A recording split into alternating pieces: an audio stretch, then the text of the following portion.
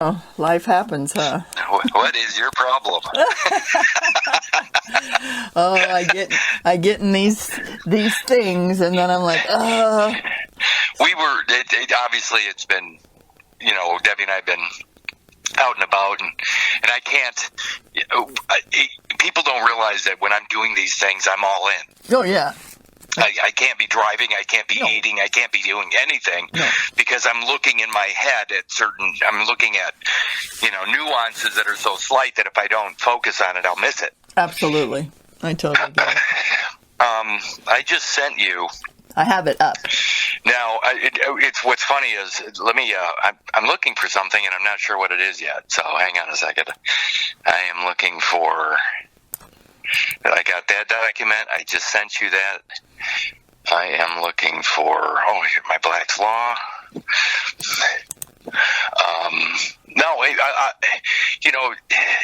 What's happening is I'm seeing a lot of things out there that are now referring to, DNA and or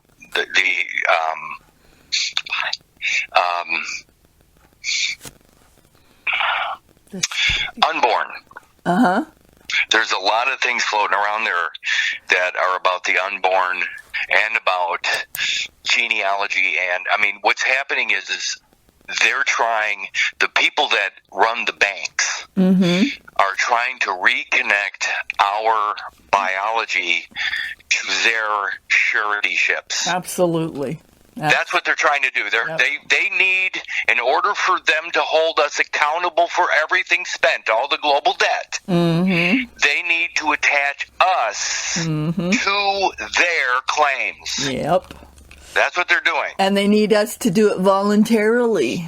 They need us to be ignorant of the fact that by willfully agreeing to certain things and allowing our biology to go into this system, we are now directly linked, i.e. joined to their claim. Yes.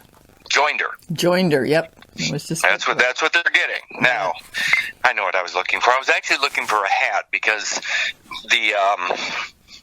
my headset stays on better when I'm wearing a hat. All right. I know. I put a hat on because my head was cold. Well, actually, I do like wearing my Titleist hat because it makes me feel like at least I'm involved with golf, even if it's only by wearing a hat. Hang on a second. Hang on. All right. Yeah, even wearing the Titleist hat makes me feel better. That's good. I know it's kind of dumb, but hey, it works. Yeah, and it does. Okay.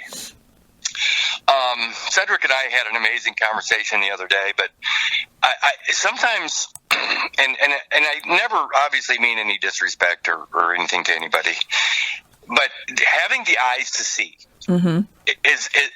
is unbelievable. But I don't think people understand that even I have to be cautious because it's easy for me to miss things because of, my own motives. Well, and there's just so many layers and layers and layers of beliefs and our beliefs, the world's beliefs. It's such a soup that you have to watch all the time. I agree. But here's the thing is that when your motive is, this stuff is not easy until it becomes easy. And your defenses have to be up all the time, which includes me, but it's not easy until it becomes easy. So there are people out there that are much more intelligent than me, and they're starting to see this. But what happens is when some patriot bullshit comes through, some paperwork comes through, and it looks like it makes sense that this is going to fix this, and they start to go that direction. Nobody, I don't care how smart you are, there is no paperwork that will fix this. Yeah. None. I agree with that. And if you think that you're going to write a piece of paper or do any kind of manipulative maneuver to manipulate something, well, guess what? If that something is inside that banking system and you're trying to manipulate that something, you're inside. That's right. You're directly connecting or relinking yourself to that system by even participating in it. Yep. And that's where this gets nasty. Is there's some shit that's resurfacing now, and I'm seeing some people that have been around me for just long enough to go and get excited, and then all of a sudden this paperwork shows up again, and they go, "Oh, this fits it." No, it doesn't. Mm-hmm. There is no paperwork that fits the truth. Yep. The truth doesn't require paper. It can't actually have paper. No, because that XY flat surface paper is exactly that. Paper does not actually is not reality. Nope. It can't. Representing reality is not reality. Nope.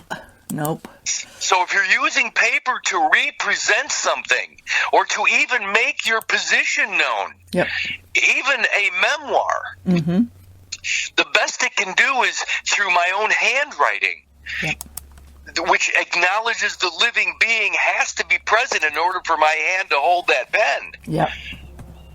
That the fact that my hand is holding the pen and putting my intentions on paper evidences the reality of a living spirit behind the pen. But no matter how many words are on a piece of paper, it can never be all of you. It's just a thought process that you wrote down because you have hands to do it with. Okay, and here we go. Right there, when I get it down on paper, and my thought is complete on paper, mm-hmm, that paper is in the past. Yes. That moment that is captured on that paper is no longer the present moment. Mm-hmm. And it's the past. So records of the present are only records of the present. They are not the present. They are always the past. Well, and just the word record, it's a cord connecting you to something. Something that's already passed. That's already passed. Yeah. Okay. Now I'm just Cedric brought it to my attention that there are people out there that he knows personally, or at least through Facebook or whatever, that are now starting to pick up on some of this bullshit paperwork. And by the way, the paperwork, he same with Adam. Adam's out there too, and he says that he's noticing this work of this character KL, whoever KL is.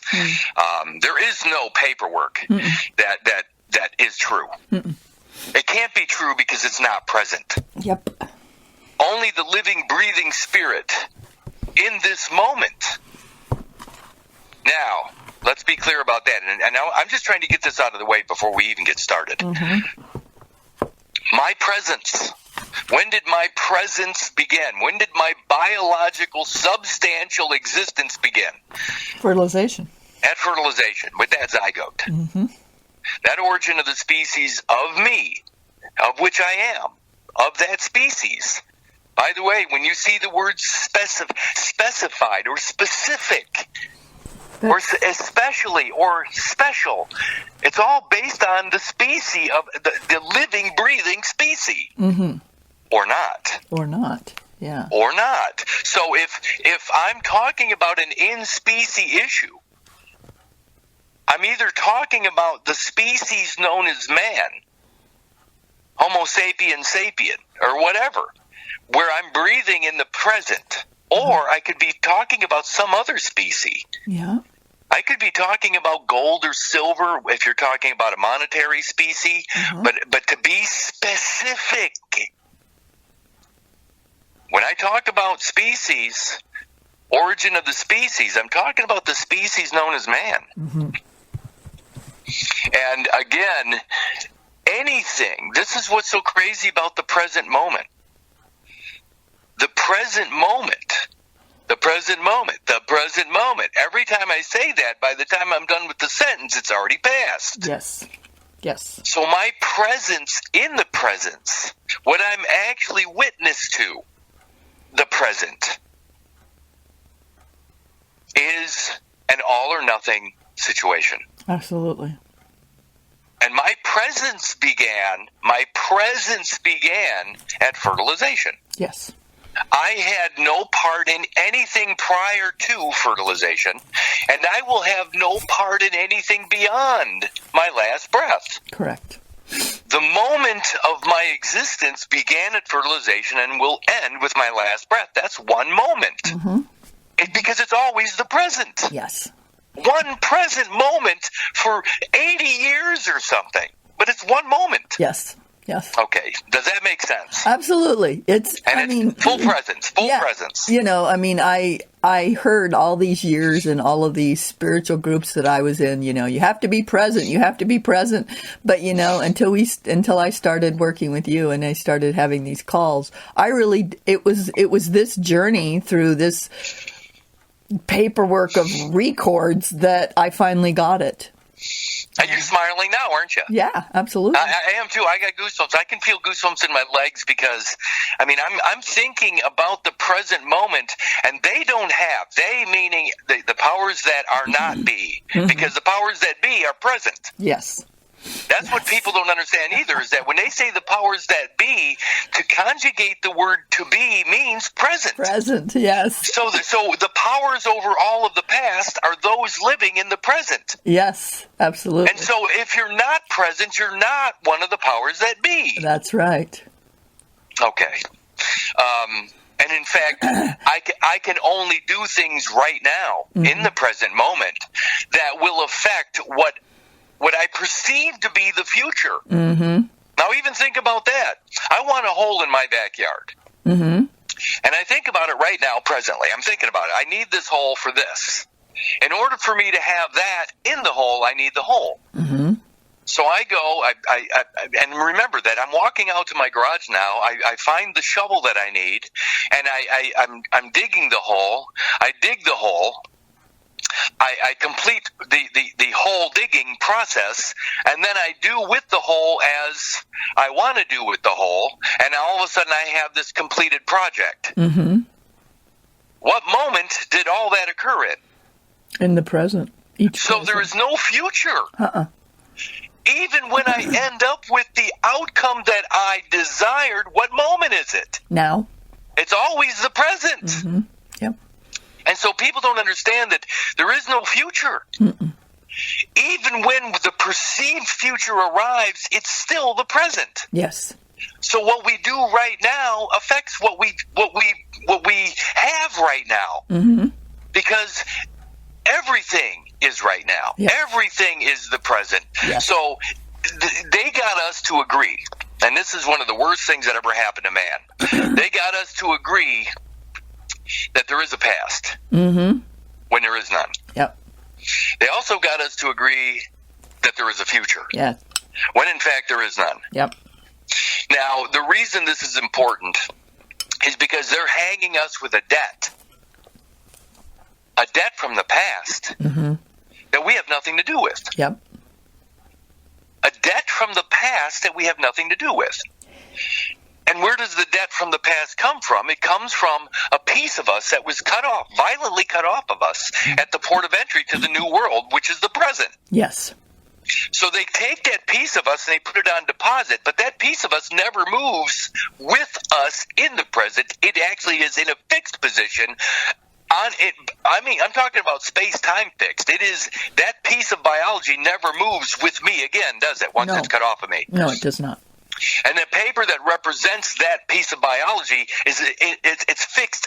It has a fixed date, September 19th, 1960 at 3:50 a.m. Mm-hmm. That never moves either. Mm-mm. So everything about that piece that they cut off remains, as in human remains, in the past. Yes, it does. So now they have a piece of me in the past that evidences the past, or my participation in the past, when I was never there. Yep. I was never actually participating in September 19th, 1960 at 3:50 a.m. They put that label on that moment, but that is not the truth, is it? No. No, that's just another fiction. The Gregorian calendar's a fiction. It's just another story. It's another story, but it's another's story. Yes. It's his story. It's not my story. Yeah. Okay, so, this is kind of fun to think this way, but once everybody wakes up to the fact that what they're doing right now is also how they're going to live in that perceived future. Mm-hmm. what I'm doing right now to reestablish life and reality is also the same moment that I will experience it when it comes. Yes. Yes. If I do nothing, nothing will change. Mm-hmm. If I do everything to get the world that I desire, eventually enough people will see it for themselves, and that world will become a reality, even though it already is a reality. Right. Okay. It's kind of fun, isn't it? Yeah, yeah. Oh, I love to play in this world. Well, this is the world of reality. Yes. And this is actually the only world that is exciting to me. Yeah. Because the fictional world or the stories of others, they bore me to death. And right now I'm bored to tears. Yeah, I agree. I'm bored with the fake COVID. I'm bored with all these fake situations, 911, all world buildings coming down. All of these very impressive acts are boring. Yeah. Because they're not reality. Mm-hmm. Oh, don't get me wrong. People died. Don't get me wrong. Physical buildings came down. Mm-hmm. But that's all staged events. Mm-hmm. Mm-hmm. Just to get an outcome, get a perceived future that the powers that be, I mean the ones that are actually in the present, mm-hmm. which includes me, by the way, mm-hmm. and you. Yes. Again, that's why it's so hard, because we keep looking. By the way, everything that's being written, even with what's coming out of the Pope's hand, he's talking about the past. Mm-hmm. Mm-hmm. Everybody's always talking about the past. By the way, think about that. I mean, you and me are going to make history. No, we're not. I can't make history. Mm-mm. I cannot actually make history. So it's actually this huge, incredible. Our minds are busy little beavers, and they know, and the powers that be, including me, know that, and so I can occupy my mind with something present now, or I can get distracted. And the Pope's words would be an example of, hey, look over here, look over here, look over here. Think about the past, think about the past. Stay in the past, stay in the past. And I gotcha. Stay in the past, stay in the past. Stay in the past. Yeah. And they get us to agree to a historical perspective. Mm-hmm. Rather than a present perspective. Yes. By the way, even that, I mean, I'm sitting at my dining room table right now. Mm-hmm.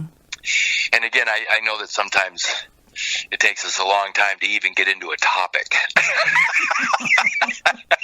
I'm sitting here looking at, we got two incredible bird feeders, and they're just always filled with birds. Mm-hmm. But my point is that from this chair that I'm sitting in, oh, well, that makes me the chairman.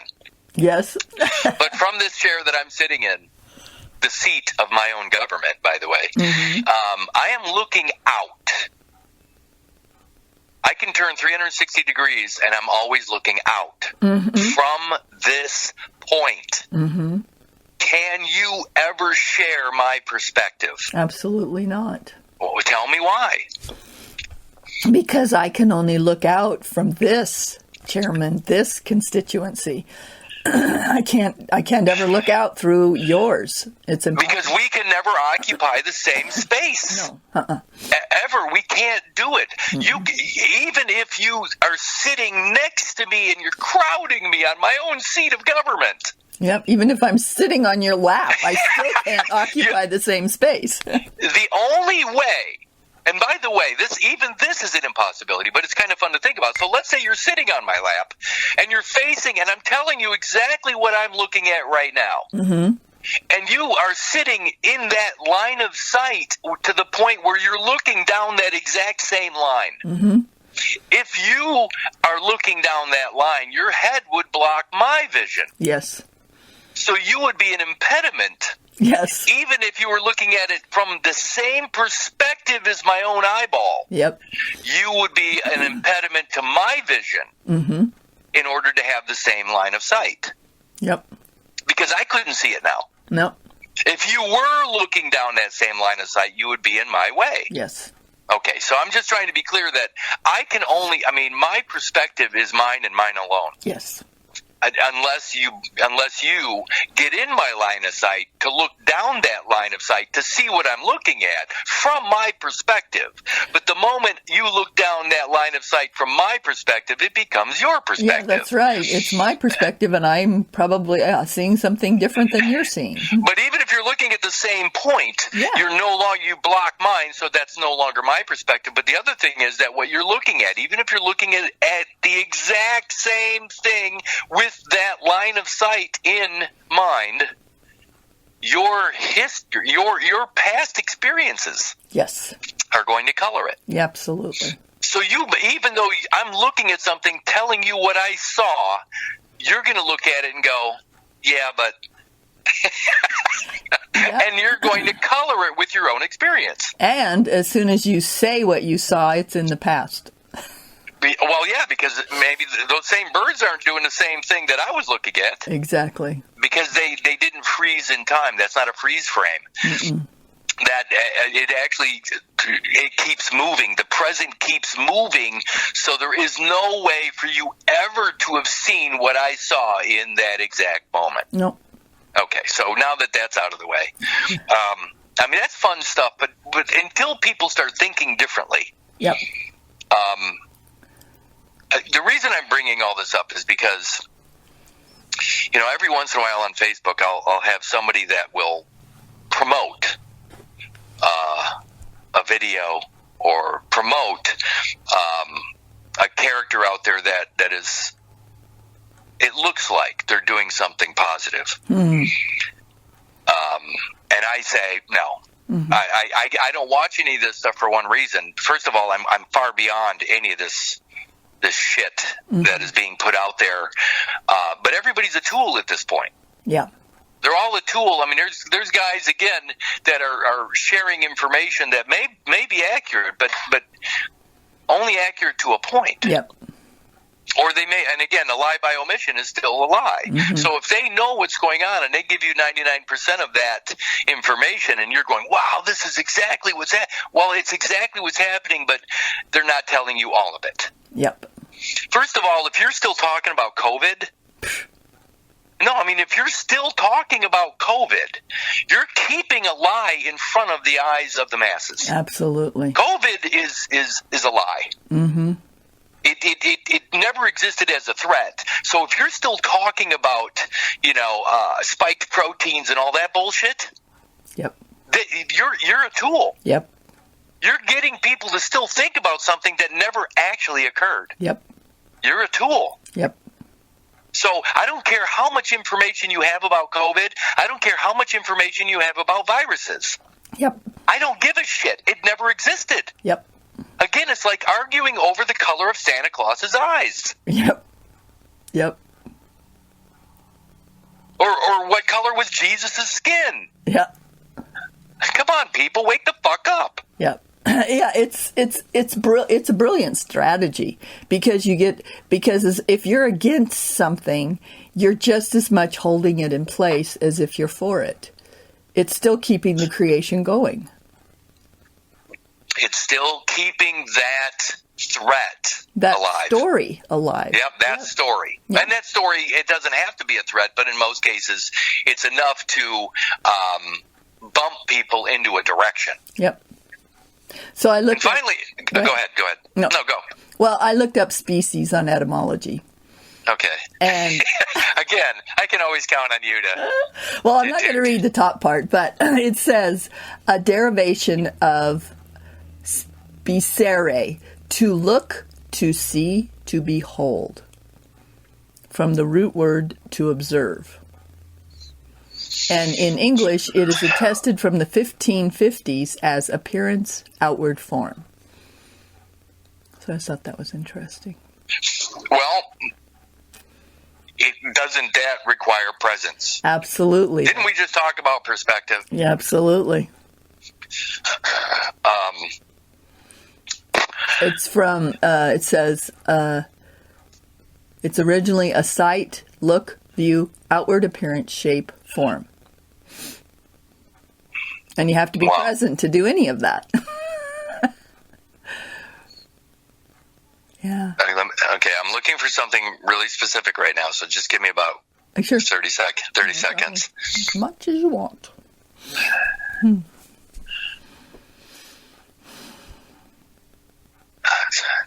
I was, right before you called, I was printing something.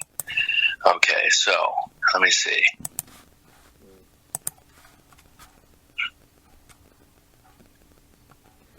And this is in what, I'm piggybacking on what I sent you. This is not part of what I sent you, but this was really important when I saw it.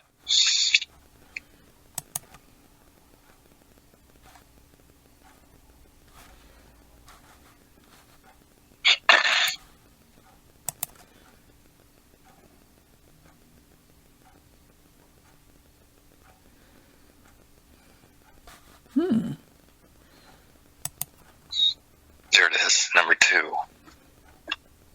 There it is, number 2. Where is number 2? I gotta put on some glasses, hang on. There it is. Okay, now we can go again.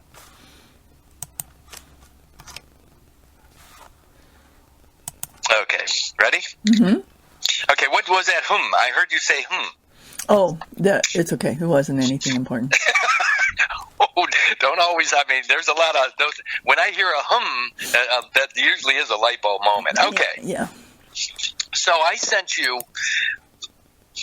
some really simple, what appears to be some simple stuff. I'm going to go back to the email. Okay. I am going to send you this. I have to send you this too. Okay. Just so you have it. So there's that. Is it okay if I piggyback this next one on the back of that one I just sent you? Yeah, absolutely. Well, let me see if I can do that. Just do a reply. Let me see. Yeah. Reply. Oh, there it is. Okay, so I'm going to add this to it. That way there it is. Okay, so the email I sent you, let's just start with the end. Okay. Status quo antebellum. Mm-hmm. My new favorite line. Status quo antebellum. My new favorite line. Yeah, the state existing before the war. So I'm going to go to Wiki. Yeah. Oh, okay. I went to Marion, but I'll go to Wiki. I'm going to Wiki because it has more than just a definition. Yeah. And we can go to Webster's too. By the way, have you noticed anything different at Webster's? I haven't paid attention. Don't you notice that the whole layout is different? Yeah, I have noticed that. Yeah. They changed the entire layout of Webster's. Mm-hmm. Okay. The term status quo. First of all, the word status. Mm-hmm. How many patriots out there trying to change their status? Change it. I can't become any different than what I am. I'm whole right here.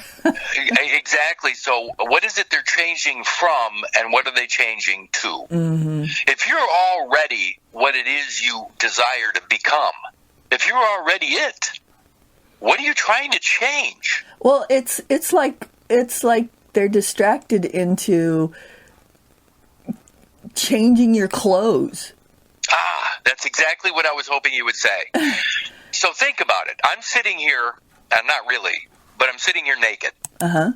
And the naked is all of me. Yeah. That's just me. Yeah. And my nakedness is my biology, it's my skin, it's everything inside, it's mind, body, and spirit. Mm-hmm. But my nakedness as a biology also includes all of my biology. Mm-hmm. And my biology began as a zygote. Mm-hmm. So from zygote to this moment, the entirety of my status, the entirety of my being is what is mind, body, and spirit, including this biology in its entirety. Yes. Okay, so that's me. Yes. That's my status. My status is a living, breathing, 1 Corinthians, the spiritual man shall be, what? Judged by no man. And he that is whole need not a physician. Well, what I'm getting at is that the spiritual man shall be judged by no man. Mm-hmm. I cannot be judged by another man. Mm-mm. Now, you used the word clothing. Mm-hmm. If I put on some clothes, I'm starting to color my existence. Yes. If I wear all black and paint my fingernails black, you're going to have an idea of how I live and how I think. Yes. Based upon how I dress myself. Yes. Even though underneath the black fingernails, even though underneath the black leather and clothing is the naked man. Yes. My status as a living, breathing human being not to be judged by another man never changes. Mm-mm. It's how I color myself or clothe myself. Yes. It's what I do external Yes. to my being, to my true status as a living being. Yes. That's what they're judging. They're judging my clothes. Yes. They're judging my clothes. Yes. What team am I playing for? Mm-hmm. And if my clothing evidences what they want, what they think is correct, then I'm okay. Mm-hmm. Now, what's interesting is that the clothing we're talking about is actually me as well. See, the extra embryonic material that clothes me, covers me in the womb, Mm-hmm. is what's been cut off of me. Yes. Think of it as tailor. Somebody's tailoring Yeah. that material. Mm-hmm. So they amputate that material. They cut off the umbilical cord and the extra embryonic material. Now, the extra embryonic material was the amnion and the chorion and everything that covered me in the womb. It was my clothing in the womb. It was my protective armor in the womb. Mm-hmm. So they cut it off of me, and they take it away. Now I'm just the baby outside the womb. But the material they took from me actually is a vestment or a form of clothing in the womb. They take that biology and they give it a piece of paper, a title. Yes. And that piece of paper or title becomes the clothing that evidences that existence in the womb. Yes. If I don't know how to claim or use that vestment, that clothing, then I am less than whole. Yes. Now you're talking Luke 5:31, what you just said. Yeah. They that are whole need not a physician. Mm-hmm. So again, what they cut off of me disfigured me. Yes. It disabled me. Yes. It deformed me. But what they have on deposit makes me whole. Yes. So the clothing, the vestment, the piece of paper that represents that clothing from inside the womb makes me whole. Yes. It's also a spiritual garment or an ecclesiastical wardrobe. Yes. And so when I put on those clothes, I become a priest. Got it? No, I didn't get that one. I become a priest. The clothing that I'm clothed in, the stuff that I was wearing in the womb that makes me godly. Okay, got it. Okay. Of God. Got it. That's the priesthood. Got it. So they're keeping that material to themselves, those ideas, that mystery school shit. Yeah. That's the priesthood. The Wow. garment that covered me in the womb is what evidences the priesthood. Mm-hmm. It's an ecclesiastical garment. Mm-hmm. It's clothing. If I clothe myself in that character, it's like a cloaking device. Yes. It makes me invisible to the fiction. Mm-hmm. Because it's reality. Mm-hmm. Reality it is not affected by the fiction.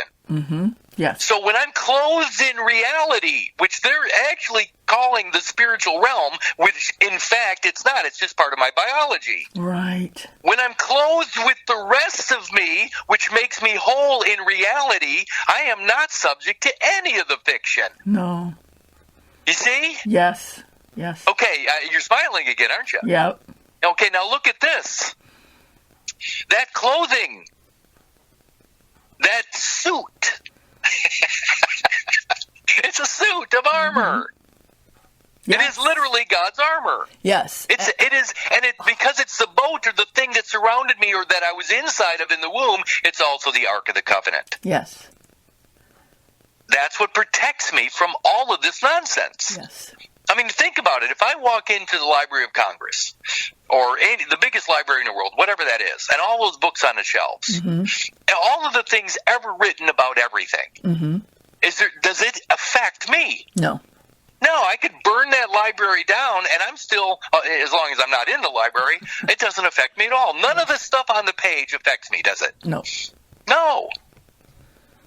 Even their representation or representation of my biology doesn't affect me because I'm still using it. Yes. Do you realize that even what they have on deposit, even what they have on the record, is a fraud because I'm still using it? I never abandoned that material, did I? Nope. No. Nope. I'm still using it. I'm still covered in it. Yep. If you want to look at it as a spiritual vestment or as a vestment, I'm still covered in it because I'm still using it. Yep. 1 Corinthians. Yep. The spiritual man shall be judged by no man. Mm-hmm. As long as I'm living, as long as I'm breathing, that's evidencing evolutionary continuity from fertilization, from that zygote to this moment. I'm still wearing the armor of God. Yes. Because it's all one biology from that moment to this moment. I don't care how much of it they cut off. That's right. If they cut all my arms and legs off, I'm still using that biology no matter how much they punish me and pretend that I'm not whole. Yep. I'm still whole. Mm-hmm. Yep. Okay. So, Whew. Taylor, etymology. Taylor. Yeah. By the way, the movie The Kingsman. Yes.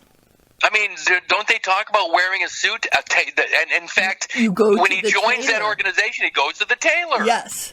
So from the 1300s, it's French, and it can also mean stonemason.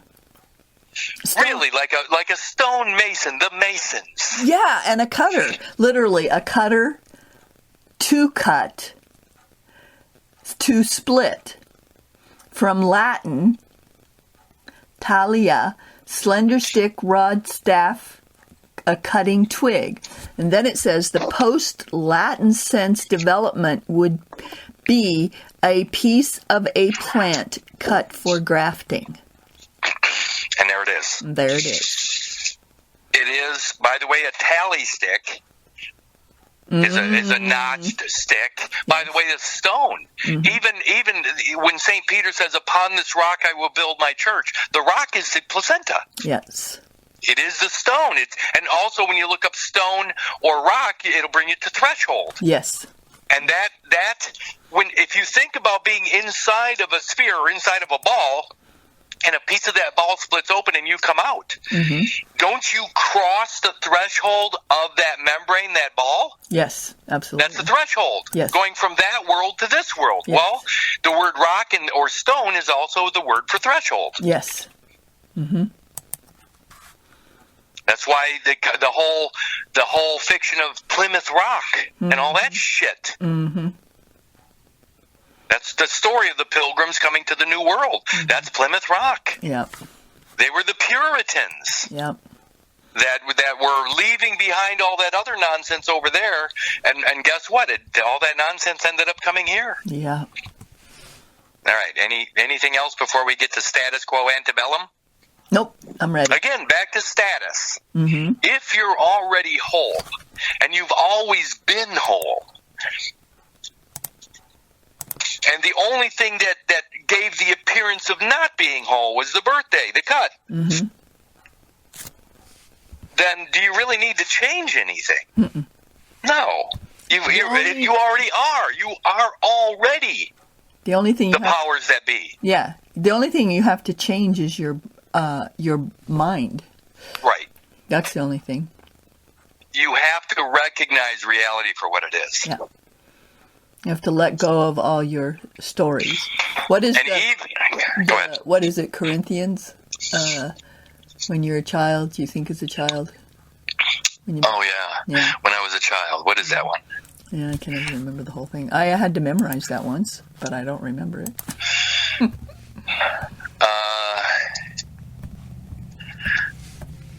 We're going to get to even it says 1 Corinthians 13:11. Yeah. 1 Corinthians 13:11, and if I go to the King James, it says, "When I was a child, I spake as a child. I understood as a child. I thought as a child. But when I became a man, I put away childish things." Yep. Again, the placenta and the umbilical cord, are they necessary for an adult man? No, absolutely. No, those are childish things, aren't they? Mm-hmm. If I keep wearing the birthday suit Mm-hmm.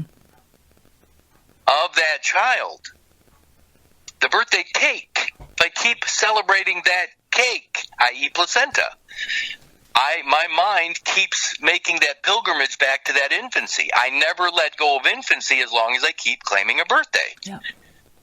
And again, I now become that child for another 365 days. Yep. And every time I write a piece of paper to someone that I think has some kind of power outside of me, I am staying in that child state. I'm asking for permission. That's what everybody's doing by writing to change their status. Mm-hmm. Who are they asking permission from? Exactly. If you are already a 50-year-old man, who are you going to write to let them allow you to become a 50-year-old man? Mm-hmm. It seems moronic to me that people even would consider changing a status that already exists. Yeah. Then I would be screaming. Then I would be screaming.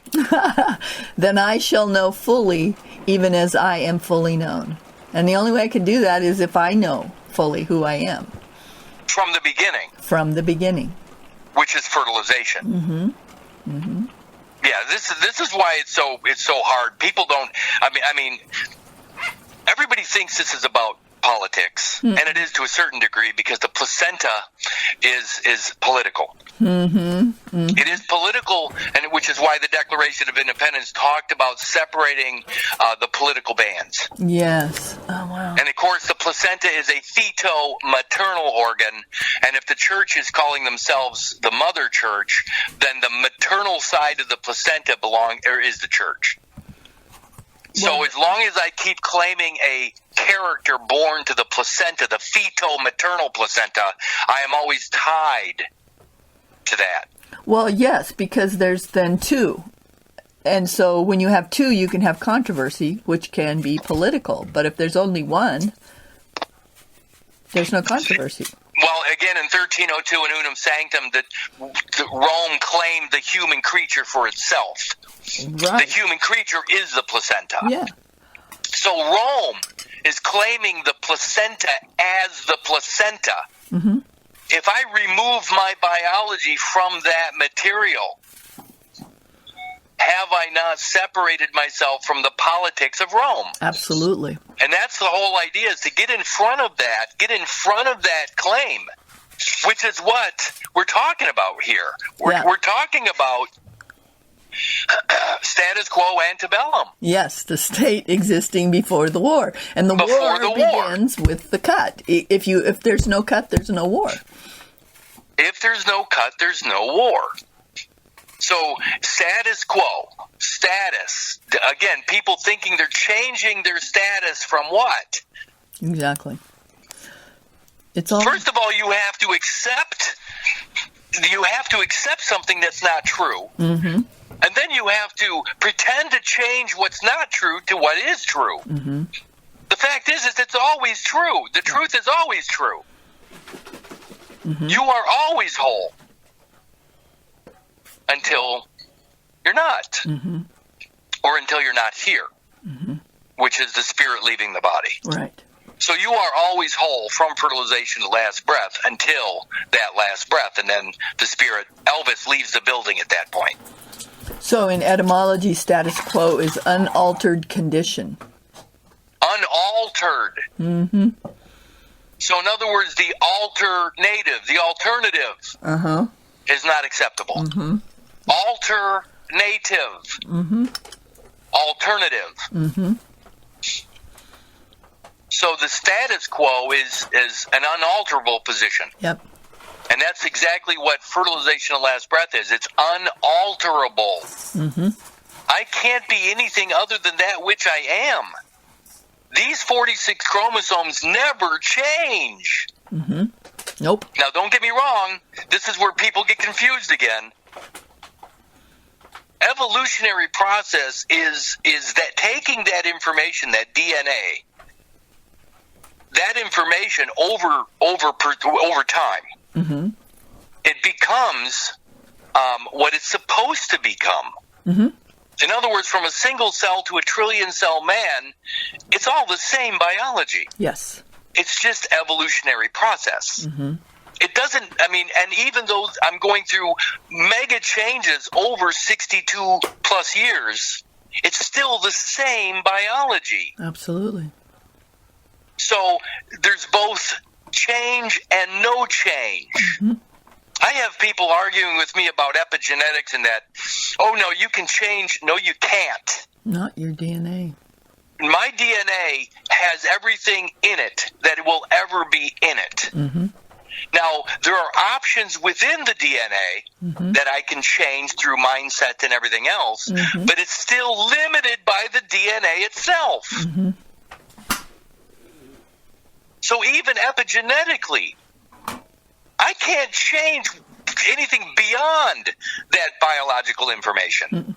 I can't become something more than that information allows. Mm-mm. So there are limits. Mm-hmm. That's why I always say, if wishes were horses, beggars would ride. I don't get to pretend that I'm a girl. Because genetically, biologically, the DNA says I'm not. It says XX. It's in my case, yes. No, it says my XY. case. My case it says XY. Yeah, sorry, mine's XX. Yeah. Yeah. So again, and no matter how much I cut and poke and maneuver and the outer surface biology, it is still the same XX chromosomes. Excuse me. It never changes. Can't. The truth is exactly that. Mm-hmm. Your biological information is exactly that. It's finite. It can't be altered. Mm-mm. But they're getting you. Mm-hmm. They're getting masses of people to believe that it's possible to be anything you want to be when in fact it's not. Yeah. Okay. Yeah. Status quo antebellum. The term status quo antebellum is a Latin phrase meaning the situation as it existed before the war. I love that. So that's my new phrase. Yeah, that's awesome. Status quo antebellum. In fact, that's the answer to everything. Yep. It's the answer to everything because the war begins at the cut, so let's go to the word war. We're not even into the document yet, so. So what are we going to? War. At Webster's. At Webster's. Okay, I'm sorry, Webster's, yeah. Okay, where's my Webster's page? There it is.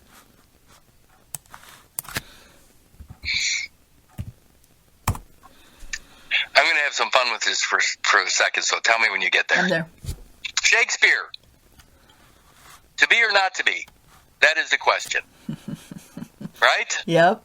To be or not to be? That sounds like a situation of presence or no presence. Mm-hmm. It is. It is. Presence or to be or not to be means are you present or are you not present? Mm-hmm. Are you going to choose truth or the fiction? That's it. And if you're not biologically present, if you're not substantially present, you're a ghost, and ghosts are not present. Mm-hmm. I don't care what you believe. Yep. So if you go to the definition of war at Webster's Online, and you go down to to be.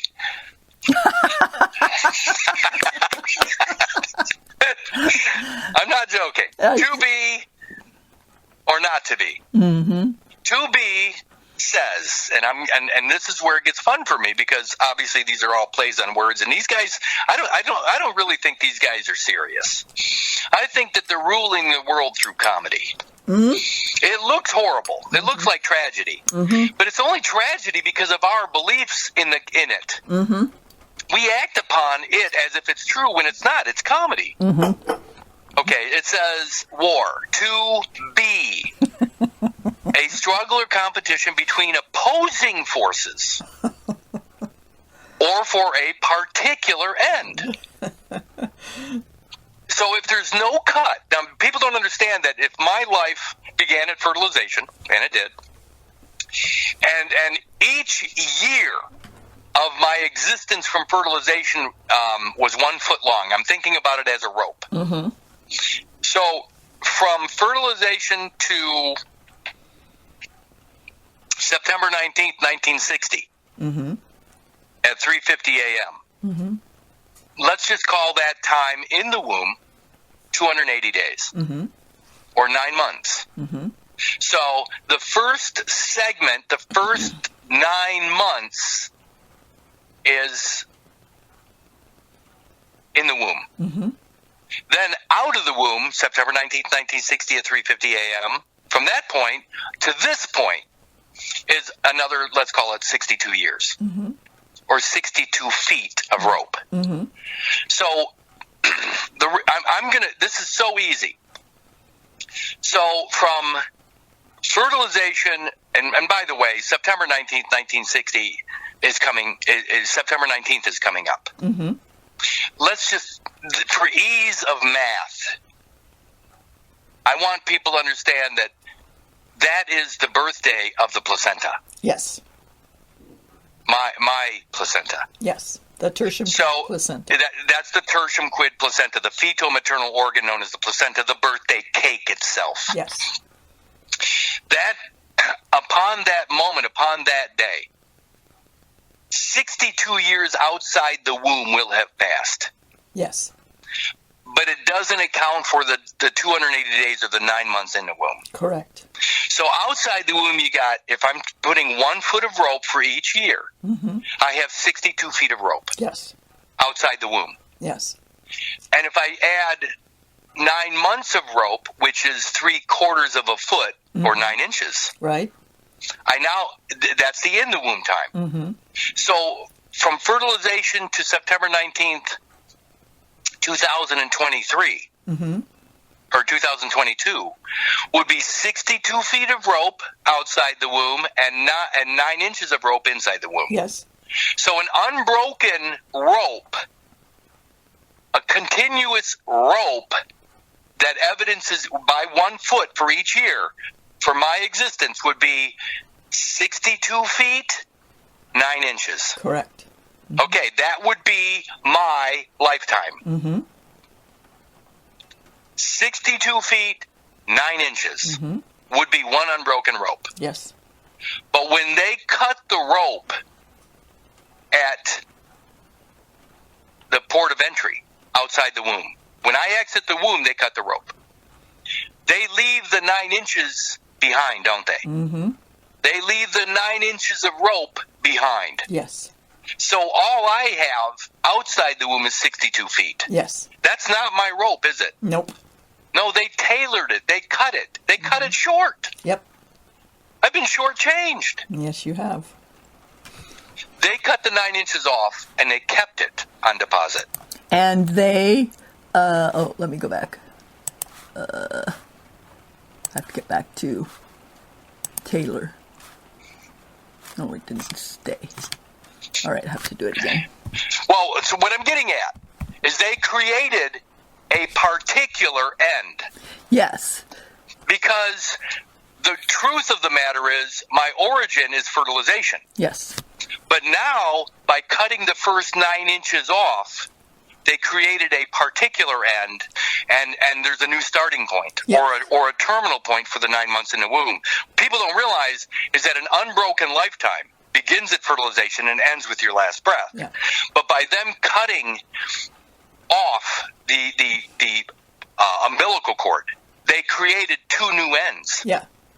A terminal end for the 9 months in the womb, and a new beginning outside the womb, a belly button. Yep.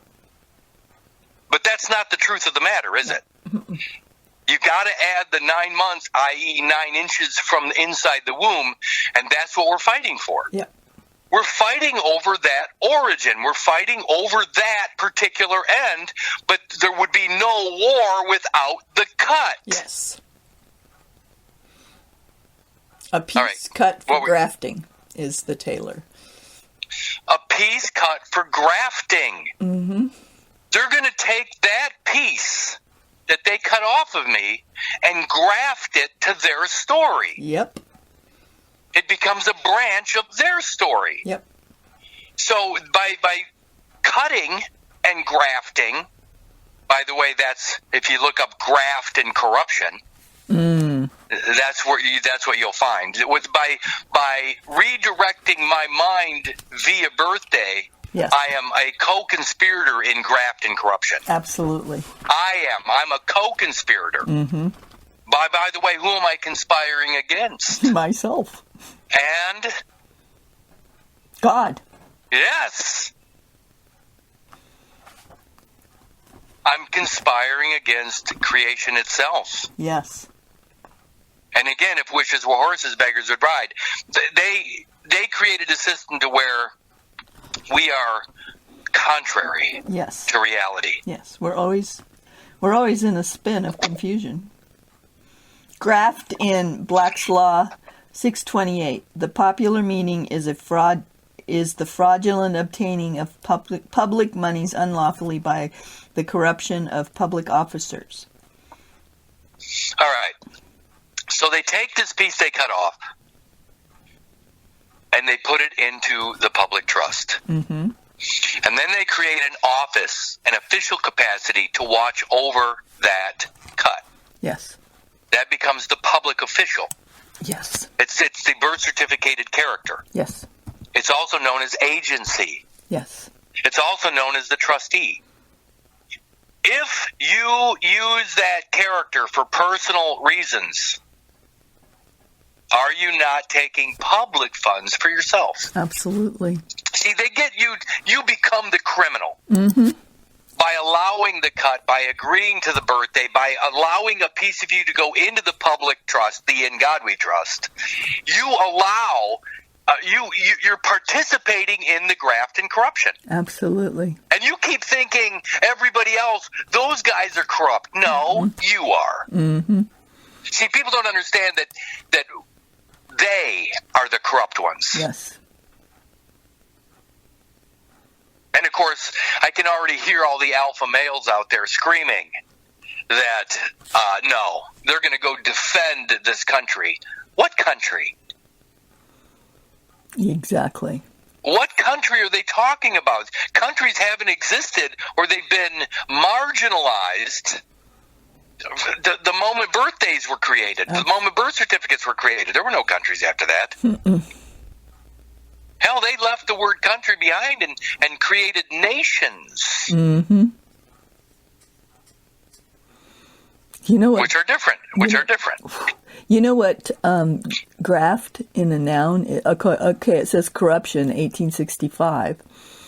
Perhaps from 1859, the British slang graft, one's occupation, which is perhaps from the identical word meaning ditch or moat, literally a digging. And it's also the Dutch graft is from graven, to dig. Well, you use the word moat. Mm-hmm. The moat. I mean, when you picture a castle with a moat, mm-hmm. Doesn't that moat, that water, that moat separate the castle from the rest of the lands out there? Absolutely. Isn't that what the cut is? Mm-hmm. Doesn't the cut create an avulsion where waters have separated the castle from the rest of the land? Absolutely. It's a moat, the space in the cut. When you cut a rope, and if you just pull it apart a little bit, isn't there now a space between the first 9 inches and the next 62 feet? Yep. That's the moat. Yep. It's an avulsion. Yep. And that moat it requires a drawbridge or a bridge. Mm-hmm. A drawbridge. Mm-hmm. A draw. Again, war. To be or not to be. So to be says a struggle or competition between opposing forces or for a particular end. Mm-hmm. Or not to be. Either there is a particular end or there's not. Mm-hmm. Mm-hmm. And the particular end only exists because of an act called the cutting of the umbilical cord. Mm-hmm. And once that cord is cut, there is a particular end. Mm-hmm. And that's what we fight over. Yeah. That's that's the arbitration. Mm-hmm. Everything is about who owns that end. Yeah. And the two, a class war and a war against dis-ease. I mean, that's exactly right. Because the dis-ease is the incomplete delivery. Absolutely. We are no longer at ease because we are incomplete. Yeah. We are disfigured. We are ambulatory. We're always in a state of emergency. We never arrive. And we can't be in the situation that existed before war if we accept that. Nope. Once the cut occurs, it becomes a matter of fact. The only way I know to be whole is to be whole from the beginning. And that means that when I say all present and accounted for from fertilization to last breath, that implies a knowledge of the truth of the matter. If somebody else comes in and cuts me apart, that's criminal. If somebody else creates a character born to that cut, B-O-R-N-E, born to that cut, that's criminal.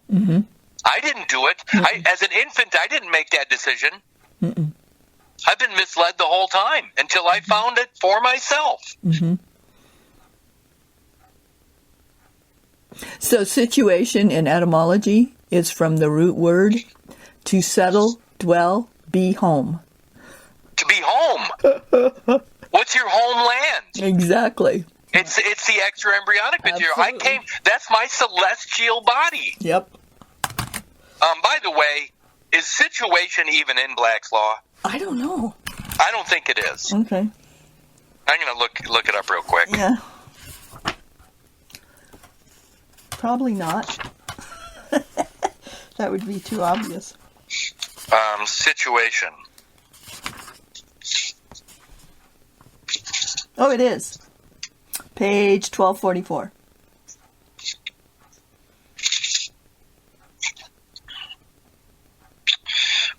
Oh, it is. State of being placed. Posture. Position as regards conditions and circumstances. A state or condition. Situate. To give... But I already covered this. What does situate say? Situate. To give a specific position to. Fix. A site for. To place in a certain position. Did you miss it? Specific. Specific. Species. Yep. The word specific means species, if you know what you're looking at. Yeah. So it says to situate is to give a species position. The position of a species. Now, what species are they talking about? Right. Are they talking about the biological species or the combination of species, the mixing of species being the paper and the real? Yep. Their species, the species they created, the paper, the XY axis flat Earth species, is called a brood parasite. Yep. 212. Do you know what a brood parasite is? Yeah, it's it's something that's adhered to. Brood parasite. I'm going to go to it first. Okay. I don't want to lose this because nobody knows what a brood parasite is. Are we doing that in Blacks or? I'm going to go to Wiki. Okay. Brood parasite is important because the birth certificated person, when you adopt that person as your own, you're adopting a brood parasite. Yes. It is not you or your child. Yep. When you have a baby, a son or daughter, that's a biological species-specific entity. Yes. But when you adopt the birth certificated person, that's a brood parasite. That is not your baby. Yeah. Your baby is a species-specific child where their child or state-created child is a brood parasite. If you adopt that character, the clothing of that character, what you're doing is you're replacing your baby with a brood parasite. Yep. Okay, look what a brood parasite says. It says, brood parasites are animals that rely on others to raise their young.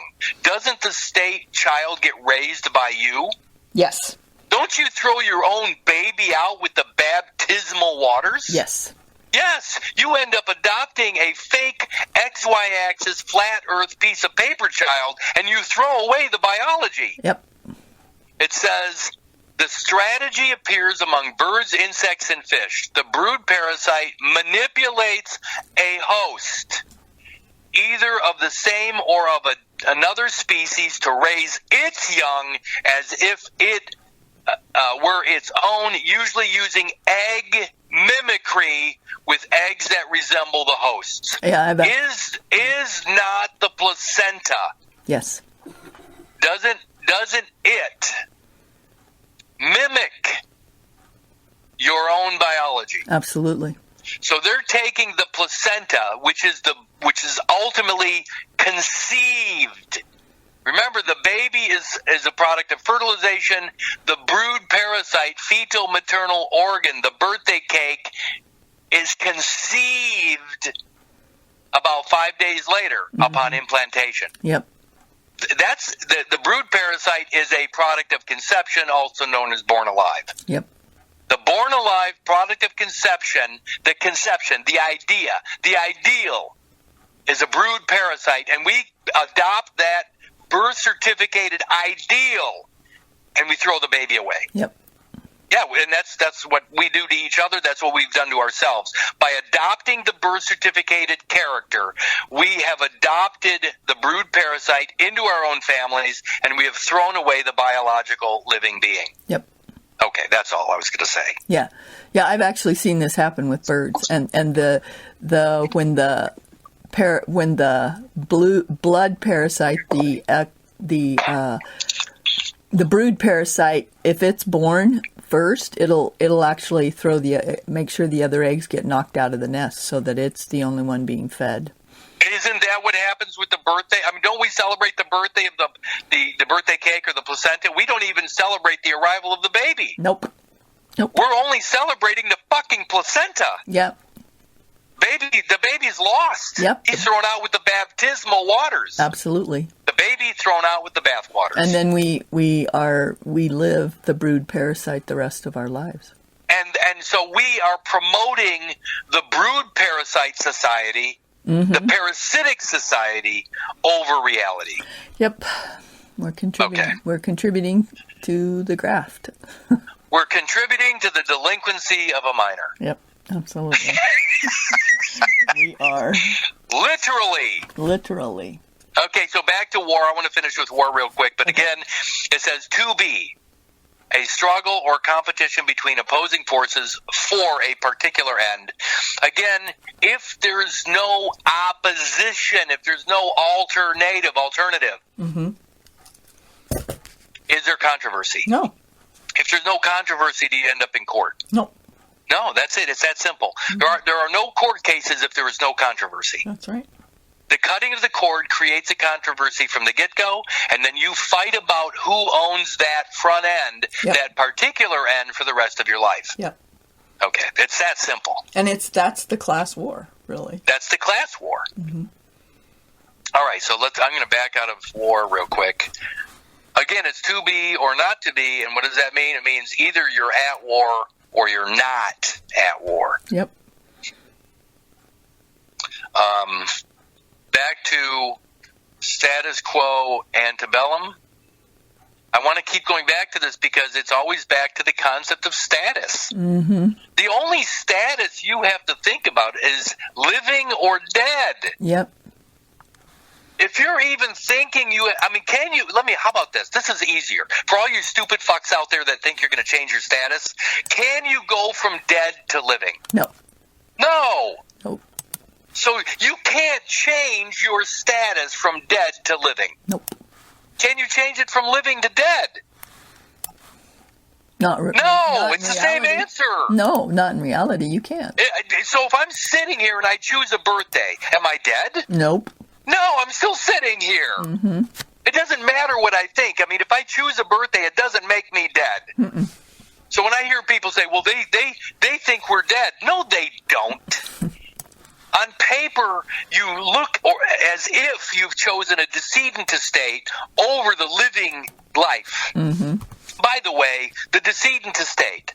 What is a decedent estate evidence? If death is the end or creates... I hate to even say this for people out there that really wish that this were true.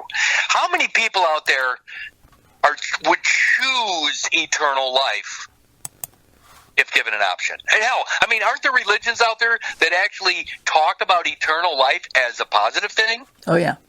What is eternal life? It's not death.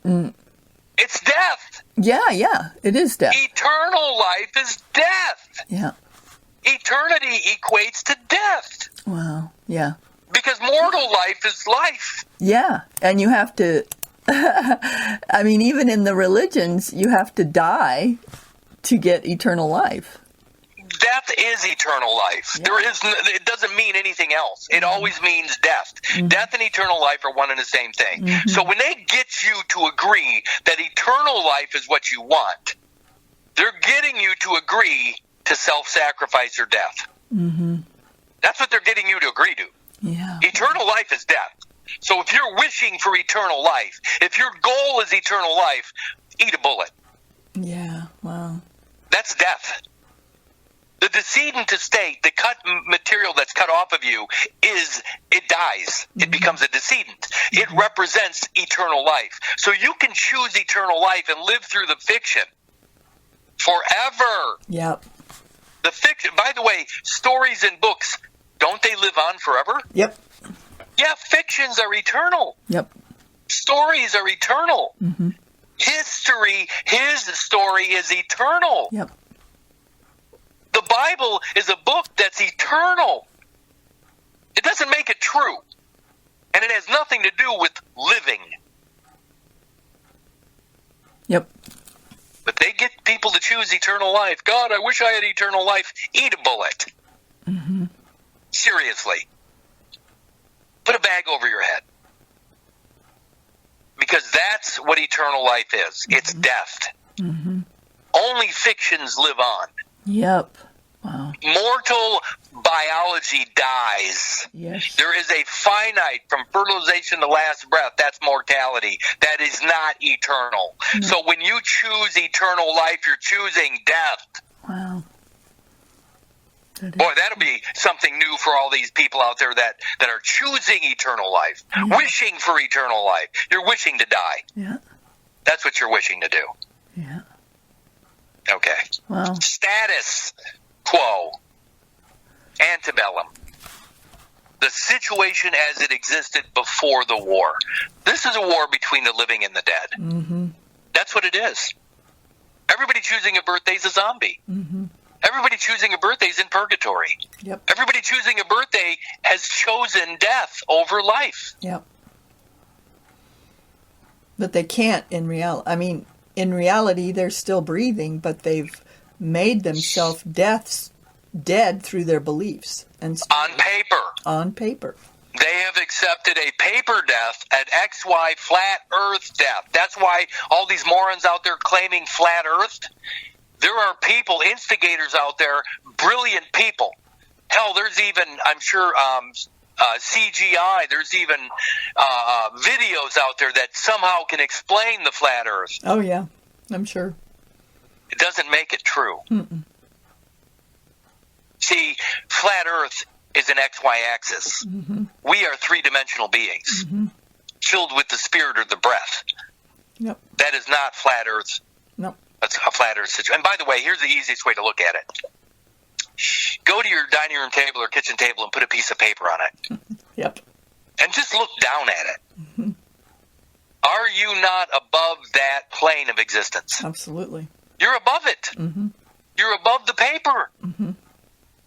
That should be enough of an indication to know that the paper realm is beneath you. Yeah. You cannot exist on the paper. Can Curtis Richard Kallenbach exist on the paper? Yes. Yes, because it exists only on the paper. Yeah, but if you laid down on top of that paper, you're still above it. I'm still above it. By the way, so what they got us to do is chain God, chain life to a piece of paper. They control the paper. They do not control God. No. They do not control life. But if we agree to the paper existence, if we cover ourselves, if we shroud ourselves in that paper, that's literary property. Yeah. Yep. Let's go to Blacks real quick for literary property. I do this all the time, but I think it's important that people understand that by covering yourself in paper, by shrouding yourself in the character born to paper, you become subject to the creator of the paper. Mm-hmm. The author of the paper. Author of the paper. Let's go to literary property. The authority of the paper. Of the paper. They have chained God by our own choice, by our own decisions. They have chained God to paper. Yep. For 841. 841.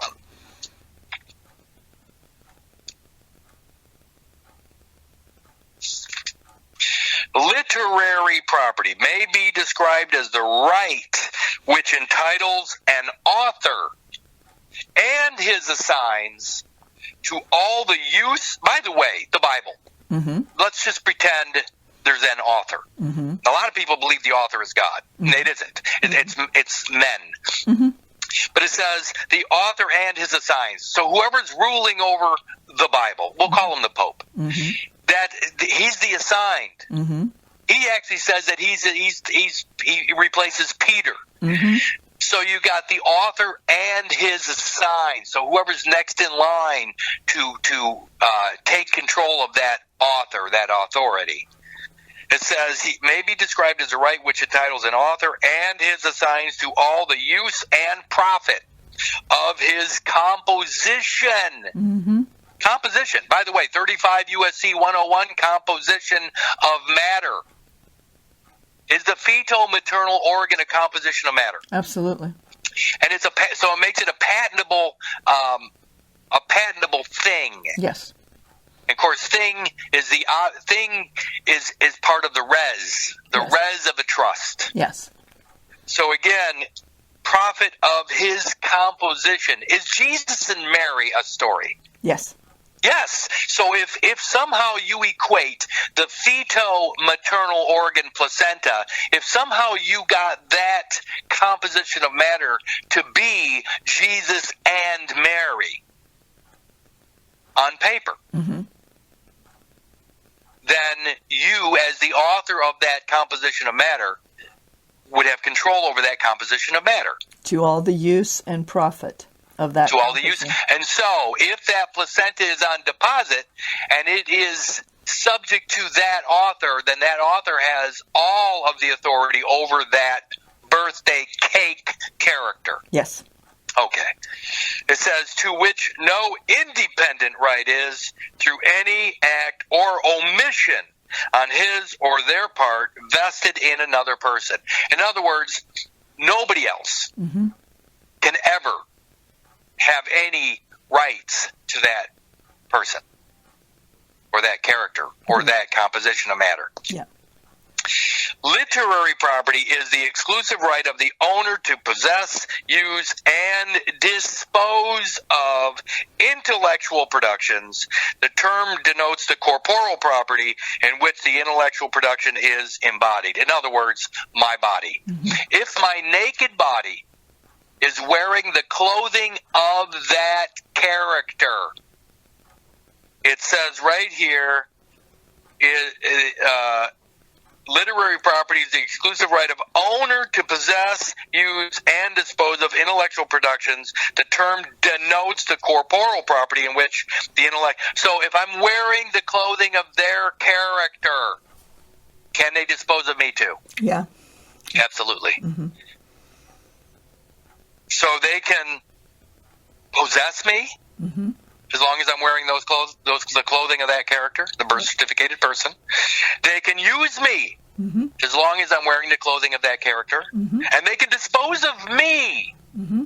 the corporeal yep. property, underneath their clothes. Yep. They can dispose of me as well. Yep. Aren't they doing that? Yep. I mean, through chemtrails and fluoride in the water and GMO foods and vaccines, aren't they disposing of the corporeal body underneath their character? Yep. Of course they are. They can do whatever they want. Well, because as long as I'm wearing the clothing of their character, as long as I believe in their story, his story, I'm not real. Hell, even Pinocchio didn't become a real boy until he stopped lying to himself and everyone else. Yep. A lie by omission, still a lie. Yep. Okay, sorry. No, I'm moving the podium away again. No. I this is important because this is where I think people get confused. Then they go, "Oh, well, then how do I work with that story?" And I really think I got it last time. Is that if I know who I am, then there is no story, and nothing they can do unless I choose to say yes to their story can do anything to me. Well, let's stop using the story or their story and start saying his story. His story, yes. His implies the third person, Mm-hmm. but his also history implies not the present. Mm-hmm. If you only exist in the present, have you ever participated in history? No. No. So again, presently. Mm-hmm. Presently, can you wear the clothes of a historical figure? No. No, not in the present. Mm-mm. I can't even wear the clothing of a historical figure because history and the present are mutually exclusive realms. Mm-hmm. The present and the past are mutually exclusive. I can't mix the past and the present. They don't mix. Mm-mm. They're mutually exclusive. It's either one or the other. Yeah. You cannot mix the two. You have to have a bridge between the two, which is the space, the interstate space where the attorneys work. Right. The Bar Association works as a medium of exchange between the two realms. In that space, the interstate space between the past and the present, that's where the attorneys work. Yeah. But that even that interface is a story. In reality, it doesn't exist at all. Exactly. It really doesn't exist. It is a matter of fact because of the cutting of the umbilical, but if you know your true godly origin from fertilization, that space does not exist. Yeah. It can't exist because continuity, biological evolutionary continuity, doesn't allow it to exist. The truth does not allow that space to exist. Yep. John 8:32, and ye shall know the truth, and the truth shall make you free. It's one or the other. You can't have it both ways. The situation as it existed before the war. By the way, Jesus, the historical character, history, his story, what was his supposed occupation? Carpenter. What do carpenters do? They cut wood. Well, they construct. They construct, yes. It's a construction site. Yep. He's building. Yep. It's construction. It's not reality. It's construction. Yes. In fact, what's really funny is literary property. It says it may consist of letters, lectures, sermons, or addresses. And, of course, look at that. The case they use is Carpenter Foundation versus Oaks. This shit. I mean, even when they make up cases, at least they tie the name of the characters of the case. Yeah. Carpenter's Foundation. That's like Jesus himself. Yeah, well, and oaks are trees. Right. Oak trees. Oaks come from what? They come from acorns. Acorn would represent the zygote, and the oak would be either the family tree or the product of that zygote would be the man. Mm-hmm. Mm-hmm. My God, they're not even. They're laughing at us. Yes. By the way, literary work. That's another word people should understand is that the word work or works is huge. I mean, the Pope claimed the concept of works back in the late 1880s. And, of course, didn't FDR in 1933 create a public works program? Yes. Public works. So they created a public character, a public office based upon a public deposit, a biological deposit, and all of that biology that was cut off of you is part of the public works and public debt. Of course, the 14th Amendment says the public debt shall not be questioned. So again, if the cut does not occur, are you in or of the public? No. No, you're always private. Is private property taxable? Nope. No. You see how by knowing the truth, you completely extricate yourself from everything? Yeah. Okay. Yep. Literary work says, under Copyright Act, by the way, that's probably the 1790 Act. Under Copyright Act, literary works are works other than audiovisual works expressed in words, numbers, or other verbal or not or numerical symbols or indicia, regardless of the nature of the material objects. Again, regardless of the nature of the material objects, such as books, periodicals, manuscripts, phonorecords, film tapes, discs, or cards in which they are embodied. Now look at that. Two words stick out right away. Periodical. Is a birthday a periodical? Absolutely. Of course it is. Every 365 days you receive that periodical by your own admission. The other word that's really crazy is card. Yeah. The birth certificate is actually a birthday card. Yes, it is. Yeah. It's a birthday card. That is welcoming you into the fold. Yep. Anyway. Yep. And every year you periodically welcome yourself. You're welcomed by all the others. Allow myself to introduce myself. Back into the birthday. Okay, so now we've been talking for an hour and a half. Maybe we should get into this document. But the beautiful thing about the document is that we don't have to go very far into it. And I really, there are some people out there that I really want to know the subtlety of the document. Okay. Or the two documents. And that obviously includes myself and you. So I'm going to go to the email so I know where mentally I got to get back to where I started. So we go to Gmail. Let's see if I don't seem to have gotten the new thing that you sent. That's because it's still a draft. Oh, okay. Send. There it is. I got you all stirred up. So you got. Hey, don't. By the way, let me explain something that feels really funny. It feels funny to me. I was a track guy. I ran track in high school, and I didn't run track after high school. I did run competitively after high school, but in track I ran basically the 400 meter or the 440 yards. They didn't in 1978. There was no we didn't run in meters. We ran in yards. So that is standard versus metric. Yes. In 1978, we were still running by the standard system. So what's interesting is 440 yards. I ran the 440, the 880, and the mile. Today they would be called the 400, the 800, and the 1500.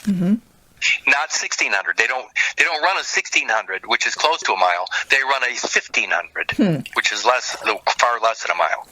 But I'm gonna say this. So try to envision this with me. I'm gonna pretend I'm running 1/4 mile, which is one time around the track. Can you envision the track? Yep.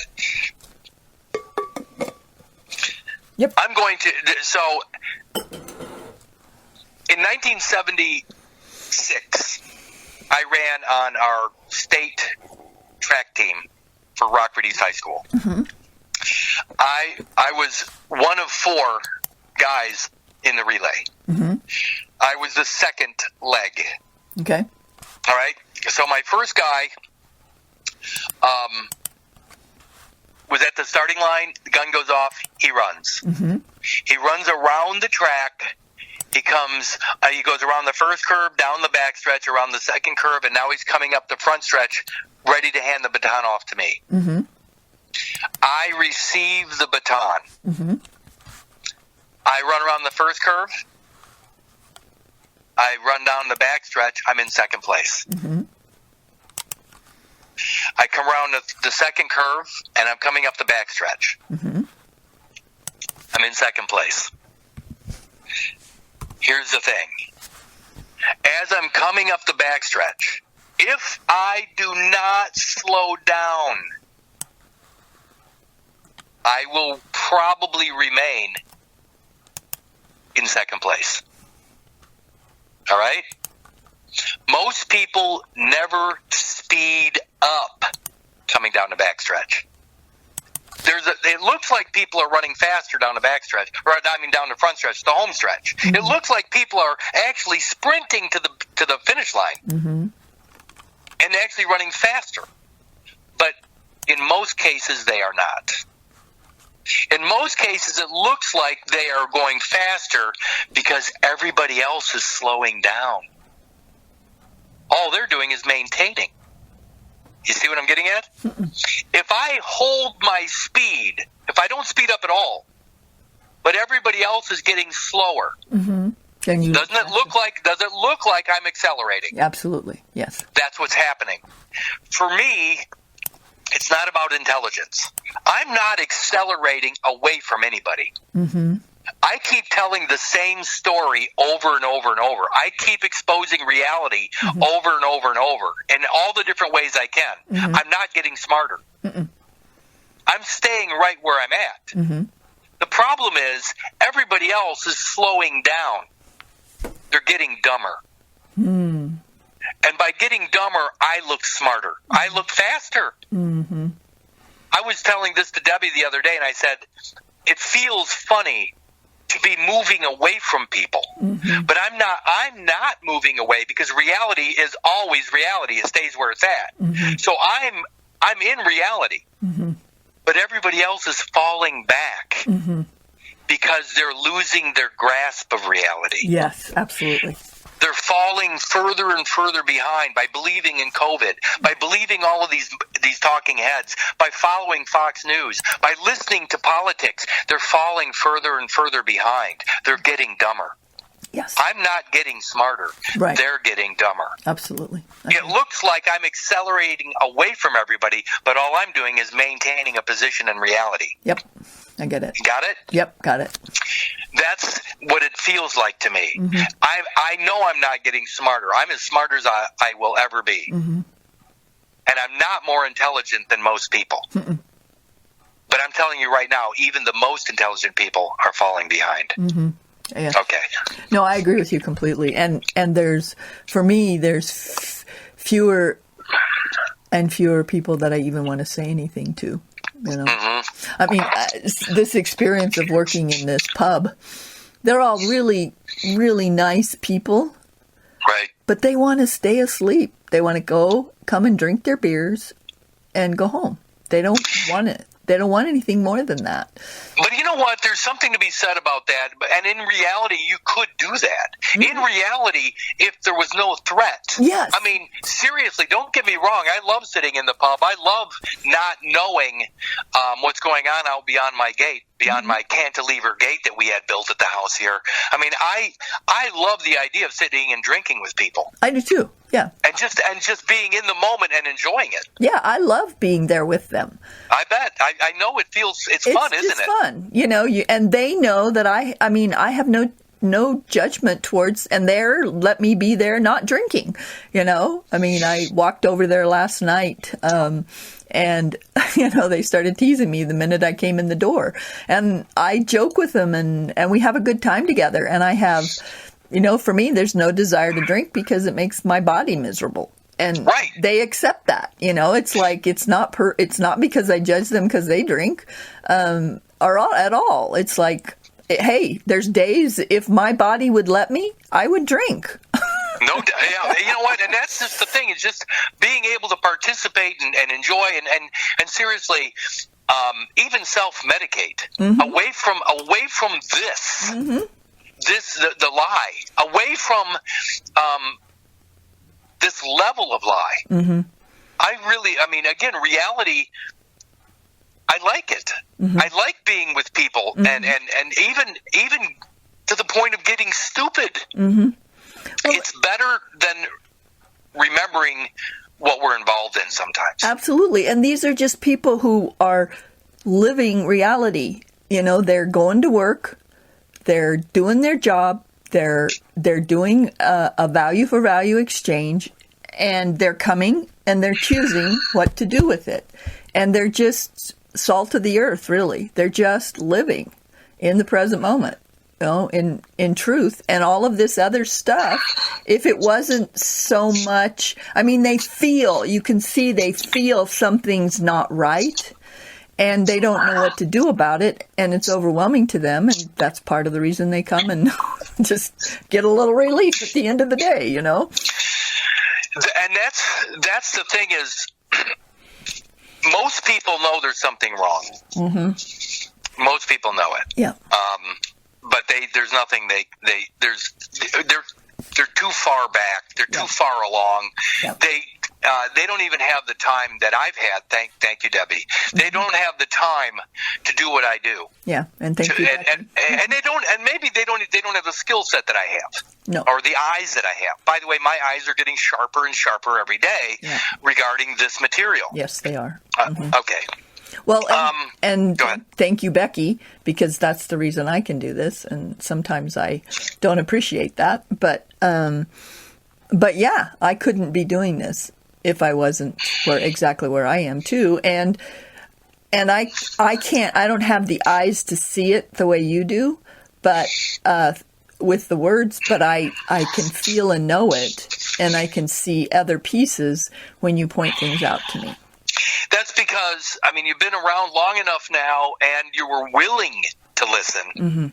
And even to my yelling and screaming, and sometimes even I'm sure that you even felt, because like Debbie says, I need to work on my delivery.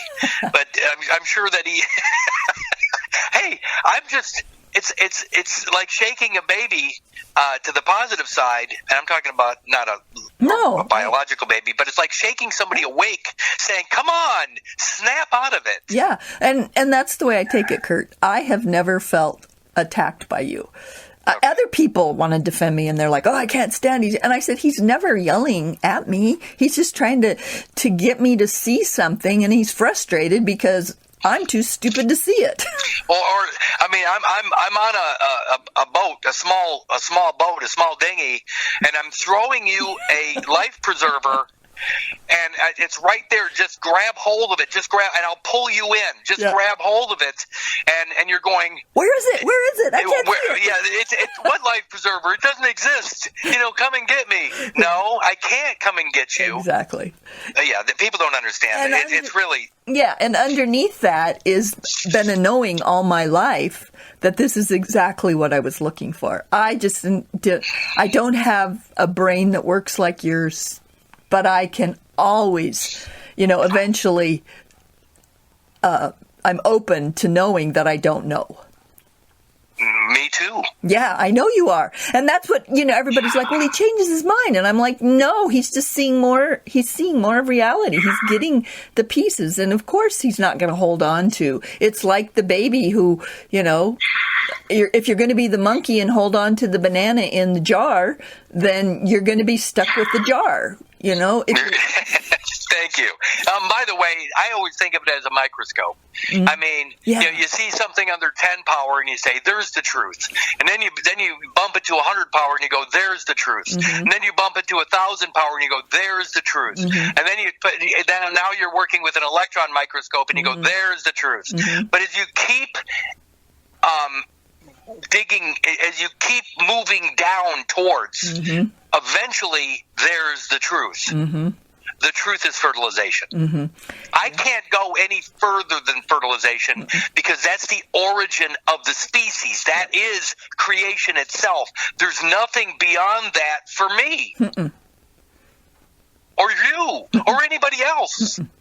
Life begins at fertilization, and that's what the whole argument. What we're about to get into right now is the difference between the idea. In fact, it's the article's called "The Unborn Child." Mm-hmm. It was written in 1942, which is just a couple years before the Charter of the United Nations. Mm-hmm. 1942 is pivotal. The 1940s were pivotal in creating a nationality or a national system versus countries. Yes. They were creating nations, but the nations themselves were Christian. Yeah. They were Christian nations. Mm-hmm. They were creating an ecumenical economy based upon Christianity. Yes. And the nations were all Christian, and all of these Christian nations came together to form the UN. Mm-hmm. Those are the United Nations, mm-hmm. the United Christian Nations. Yeah. Now, everybody left behind, all the indigenous people were left behind, mm-hmm. which is the living biological beings. Yes. The ones outside the womb on the land, those are the heathens. Those are the ethnic persons or ethnic peoples. They were the non-Christians. Yep. So realistically, the ethnic non-Christians are at war with the Christians because of the cut. Yes. Okay, that's it. I mean, this is basically indigenous persons versus Christians. That's the class war. That's the class war. Mm-hmm. Non-Christians versus Christians, and actually both of those exist only because of the cut. Yes. That's it. Yep. On the one side is the Christian, which is the unborn origin of the species and creative side. That's the Christian. And then the heathen is the one that came out of the womb on the land, just solely. That's the indigenous person. And those two are at war. Exactly. And the only way out of it is status quo antebellum. It is status quo antebellum. And that is, to get in front of the cut is to get in front of the war and become Luke 5:31. They that are whole need not a physician. And to live peaceably. There it is. Mm-hmm. And you are peaceable if you're whole. Mm-hmm. Mm-hmm. Hell, go to the First Amendment. I'm not at my computer right now. Go to the First Amendment. Okay. Just a sec. And I'll prove it right now, and then we're going to get into the document. I promise. Go to the First Amendment and read it to me. Okay. I'm almost there. By the way, the First Amendment was an amendment to the Bill of Rights. The Bill of Rights was a piece of the Constitution, 1787-1789 Constitution. The Constitution was a corporate document, but the Bill of Rights applied to living men and women. Living men, actually. Yeah. So the Bill of Rights is only for the living. And if it's only for the living, does the Bill of Rights apply to decedent estates? Nope. No, so the Second Amendment that allows you to carry a gun does not apply to a decedent estate, does it? Nope. No, but does the Second Amendment apply for a living man? Absolutely. In other words, decedent estates, birth certificated persons don't have the Bill of Rights protections, does it? Nope. And only if you're whole can it apply to you, because that's the only place you're living. Right. From fertilization to last breath, the Bill of Rights applies. Yes. Read me the First Amendment.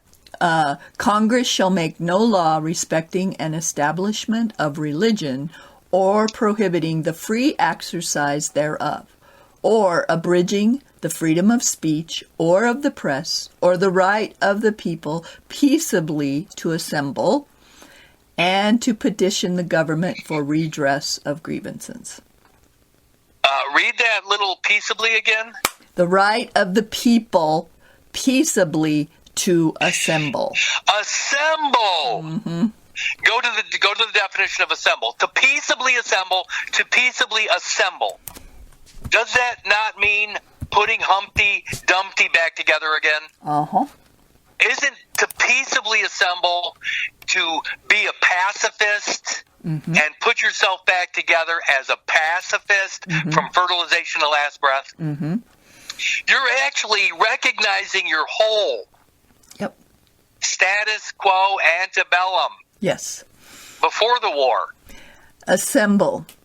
To bring together, as in a particular place or for a particular purpose. Isn't that you recognizing your godly origin? Yep. That's to peaceably assemble. And two is to fit together the parts of. Okay, so they cut you apart, but you know what's whole. Yep.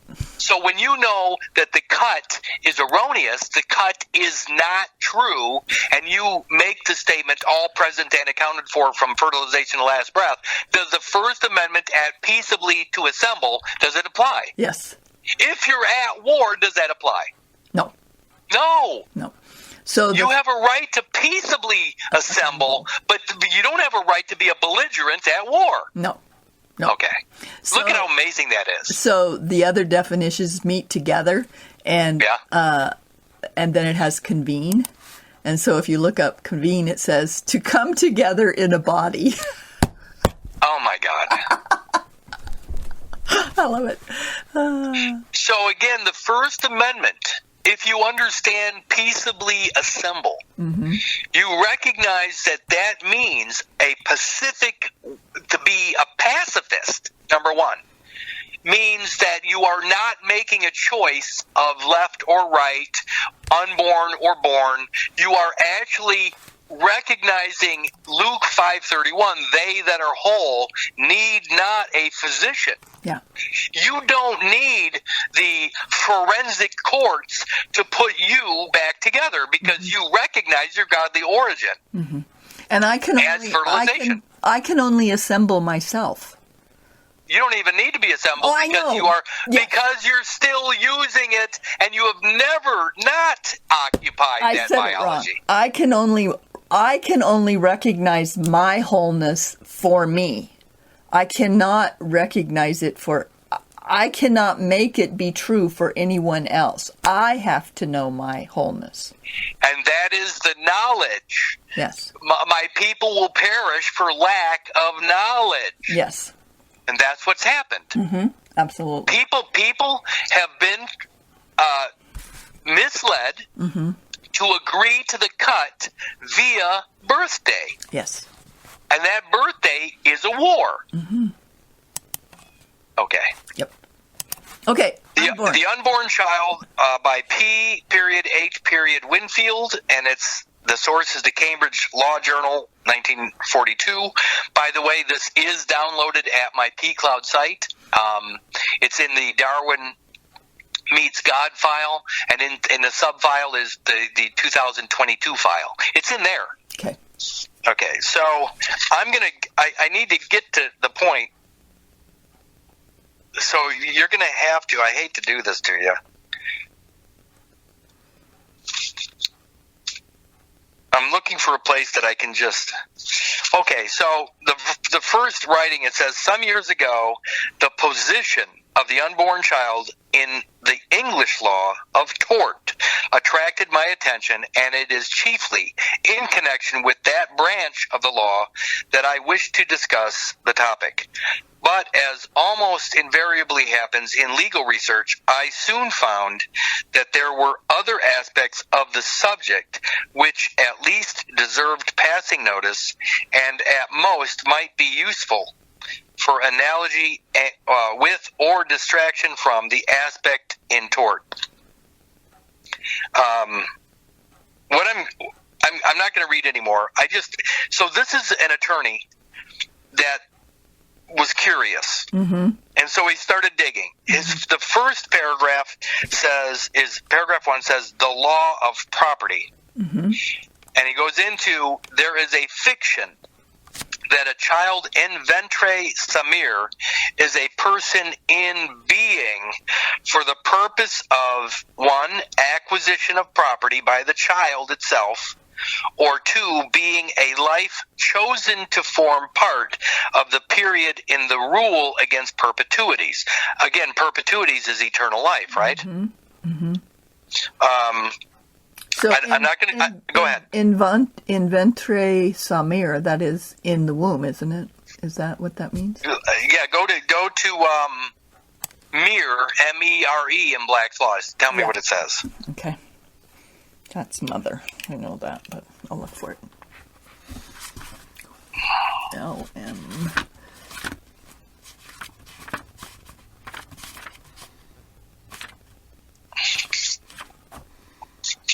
Now, I'm going to let everybody read this for themselves, but I'm going to a part, once you get to in ventre samir, I'm going to go to a point, because once we jump off on this point, it'll give us some breathing room to talk. Mir, mother. In ventre samir. It's in its mother's womb. That's what I thought it was. In its mother's womb. But it also says a person in being. Yes. So that's presence. Mm-hmm. In being, to be or not to be, is presence. To be is to be recognized as actually existing. Yeah. Actually existing. Uh-huh. So it says there is a fiction that a child in ventre samir is a person in being for the purpose of acquisition. So a fiction. Mm-hmm. Again, in the womb is out of sight. Mm-hmm. So they created a fictitious position for what they couldn't see. Yes. Okay, that's important. Not today. We already know scientifically that fertilization is the beginning of life. Mm-hmm. My problem with all of this is that they're never arguing about when life begins. They use the word child. Yeah. And then they dance around the word or the concept of what is a child versus when life actually began. Mm-hmm. Life begins at fertilization. Mm-hmm. 4 or 5 days later, the zygotic material, the conceptus, which is your 46 chromosomes all by itself, mm-hmm. it implants into the wall of the uterus. Mm-hmm. When it implants into the wall of the uterus, it's connected to mother, mm-hmm. the womb. Yeah. And that's called conception now. Yeah. So, and it's also called implantation. Yeah. So when implantation occurs, something is conceived. Yeah. But 5 days earlier, something was created. Right. So creation and conception are not the same thing. Mm-mm. Okay. The reason that's important is because what I'm about to say is so subtle.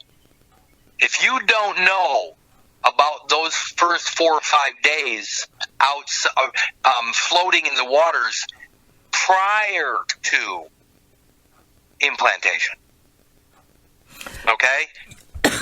Can we also, create and conceive. Conceive is concept, and that's a mind thing. It's an idea. It's an idea, so it's actually flat earth, two-dimensional paper. You can put a conception or an idea on paper, yes. Right. But create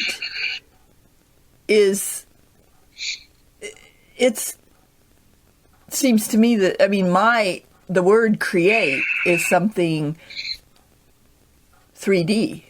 Well, yes. Be careful though, because I know you can create a story too. If I tell a story but never put it on paper, mm-hmm.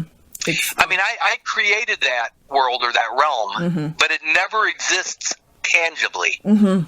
It doesn't exist substantially in substance until I put it on paper. Yeah. Once I put it on paper, it becomes a substance. Yeah. But if it's only an idea and it only exists as substance on paper, mm-hmm. it doesn't exist beyond the paper. Right. It's still substance mm-hmm. on paper. Mm-hmm. So the idea on paper exists as substance as only paper. Mm-hmm. It doesn't mean the idea ever, the thing ever actually happened. It's just a story. Right. But the paper exists substantially. Yes. So now my ideal is now on paper. Mm-hmm. So the only way that ideal exists is on paper or in a book. Mm-hmm. It doesn't exist other than as paper. Right. Okay. Yeah. But it does exist substantially as paper. Yes. This is important because on page 78, it says homicide. Okay. Okay. Murder or manslaughter cannot be committed unless the killing is of a person in being. Yep. In being. It has to actually be. Yep. A person in being has to be. Mm-hmm. Is a person on paper in being? No. No. So they can kill all day long on paper. They can execute that character all day long on paper. Mm-hmm. But to kill a person in being is to kill the biology. Yep. Okay. That's important. Yes, it is. Okay. Now, I'm going to go down the page about 80% of that paragraph where it says, if a woman be quick with child. Mm-hmm. I'm there. And by a potion or otherwise killeth it in her womb, or if a man beat her, whereby the child dieth in her body, and she delivered of a dead child, this is a great misprision and no murder. Mm-hmm. But if the child be born alive, and dieth of the potion, battery, or other cause in this is murder. For in law it is accounted a reasonable creature in rerum natura when it is born alive. Koch added that the case of 1327 Supra was never holden for law. They, in previous writing here, they were talking about something specific. Mm-hmm. So look what it says here. A lady takes a poison, or a man beats her. Mm-hmm. And the baby died in her body. And she delivers a dead child. It's a misprision, but it's not murder. Mm-hmm. If the child is born alive and died after, it's murder. In the womb, not murder. Outside the womb, born alive, murder. Got it? Mm-hmm. So the baby born alive dies of the effects of the poison or the beating. Mm-hmm. But the baby's born alive first, then it becomes murder. Yeah. If the baby dies in the womb, it's a felony or a misprision. Oh. Now, what I'm about to say here is so critical. I get it. All right? Mm-hmm. Because born alive is the key. Yep. And what I'm about to say is it sounds like splitting hairs, and it is to a certain degree, but it's important to understand why the afterbirth child is so important. Now I'm going to go to Black's Law, and I'm going to put born alive in front of me. I'm not going to use it yet, but I am going to put it in front of me, because what I'm about to say is amazing. Because remember, they threw the baby out with the baptismal waters, right? Yes. Baby, umbilical and extra-embryonic. Yep. That's all one biology. Yep. When they cut the cord and baby comes out as the heathen or as the indigenous person on the land and scurries away unknown, remember that the birth certificate is not for the baby. The birth certificate is for the afterbirth. Yes. The birth certificate is for the born alive human remains. Yes. It's alive when it comes out of mom, right? Mm-hmm. So it is alive. Mm-hmm. Born alive. Let me read that again. If a woman be quick with child, and by a potion or otherwise killeth it in her womb, or if a man beat her, whereby the child died in the body, and she delivers a dead child, that's a misprision and no murder. But if the child is born alive and died of the potion or battery, then it's murder. So in other words, in the body dead, not murder. Out of the body, born alive, but dies later, murder. Ready? Mm-hmm. And this is going to be hard for most people because they don't understand that the baby, the umbilical, and extra-embryonic is actually one thing. Mm-hmm. But when they clamp and cut the cord and they let baby go, the material that comes out as after birth is what is born alive. Mm-hmm. So is the baby. Mm-hmm. But the product, based on the definition of born alive, mm-hmm. that's not even the baby. Mm-mm. And now I'm going to read a little bit further, but let me read Born Alive now real quick. Okay.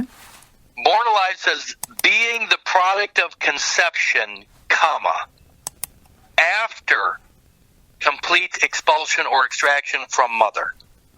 Okay, let's just stop there. Born Alive says the product of conception. What is conception? The implantation. Implantation. So the Born Alive product is not the product of fertilization, is it? Mm-mm. So Born Alive is not even referring to the baby. Mm-mm. It's only referring to what is created at conception. Yes. And so when the material plants into the wall of the uterus, what is formed with that joinder? The mother's placenta that feeds the baby is formed in that process. Well, and so is the fetal side of the placenta. Yes, yes. So the placenta itself is formed. Yes. And the placenta is a feto-maternal organ. Yes. So what is the product of conception? A feto-maternal product. A placenta. Yes, it's a placenta. It's the placenta. The placenta is formed at conception. Yes. So what is born alive? The placenta. Only the placenta is born alive. Yes. So only the placenta, the product of conception, is born alive. Yes. Is the baby born alive if born alive only refers to the product of conception? No. No. Mm-mm. Now, the baby's a product of both fertilization and conception. Yes. But not a product of conception. No. All right, see the difference? Yeah. The placenta is only a product of conception because it did not exist prior to conception. Right. The baby did. Mm-hmm. The baby existed prior as embryo. The baby existed prior as fetus. Mm-hmm. Or probably just embryo at the time. Or even as only a cluster of cells. Mm-hmm. But the baby existed prior. Yes. Through the DNA, through the biology. Yep. The product of conception is the placenta. Yes. This is important because when the conception comes out, when the product of conception comes out, it is the placenta. Yes. Is the placenta alive when it comes out of the womb? According to the definition in Black's Law. Is it yes or no? Is it alive? Yes. It is alive. Mm-hmm. All right, so let me finish reading the definition of born alive. Complete expulsion or extraction from mother, irrespective of the duration of the pregnancy, which breathes or shows any other evidence of life. There it is right there. Yep. It's still living, isn't it? Mm-hmm. Such as a beating of the heart, pulsation of the umbilical cord, or definite movement of voluntary muscles. Whether or not the umbilical cord has been cut or the placenta is attached. Right? Yep. There it is right there. It says born alive is a product of conception, which is only the placenta, realistically, Mm-hmm. because the baby's a product of fertilization. Mm-hmm. They would have to say both Yep. in order to include the baby. But they didn't include the baby. Mm-hmm. They only included the product of conception, which is the placenta. Right. Yep. All right. That's why when I say I'm splitting hairs, I'm going all the way down here. Mm-hmm. It goes on to say, each product of such birth. Now they introduced the word birth. Mm-hmm. Each product of such birth. Aren't they still talking about born alive? Yes. They're not talking about fertilization yet, are they? Or ever. Mm-mm. Each product of such birth. So they're only talking about products of conception. Mm-hmm. So does birth apply to the baby or the product of conception? To the product of conception. Which is what? Of the placenta. So the birth is for the placenta. Yep. It's not for the baby, is it? Mm-mm. Mm-mm. Is considered live born. So now the placenta is considered live born. And fully recognized what? As a human person. So now you have baby and you have this other human person, Mm-hmm. which is the placenta. Yep. Okay, I want to be clear on this Yep. because now we have another human person child born. Yes. After the baby. Yes. The second coming. Mm-hmm. Right? Yep. Okay. The reason it's important to understand the implications of the term born alive is because,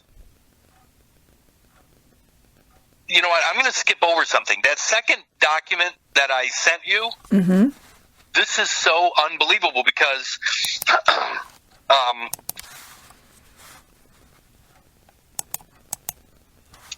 in this document that I'm referring to right now, the unborn child, Mm-hmm. they refer to another author, and his name, I'm see if I can find it. Is it Stanley B. Atkinson? Right. So further into the unborn child document, they talk about this article from Stanley B. Atkinson called Life, Birth, and Live Birth. Mm-hmm. And that's the one I just sent you. Uh-huh. I have it. And I want you to see this for yourself, so go to that document. I'm there. All right, you got paragraph 1, which is not, because this is a books and periodical. Mm-hmm. The top paragraph is not part of this, Mm-hmm. but the next one down says life, birth, and live birth, right? Mm-hmm. I need you to go down to number 2 where it says birth, right in the middle of that paragraph. Okay, I found it. Read me what it says there. Birth. So this is the word birth. Yeah, birth. According to this article, tell me what it says.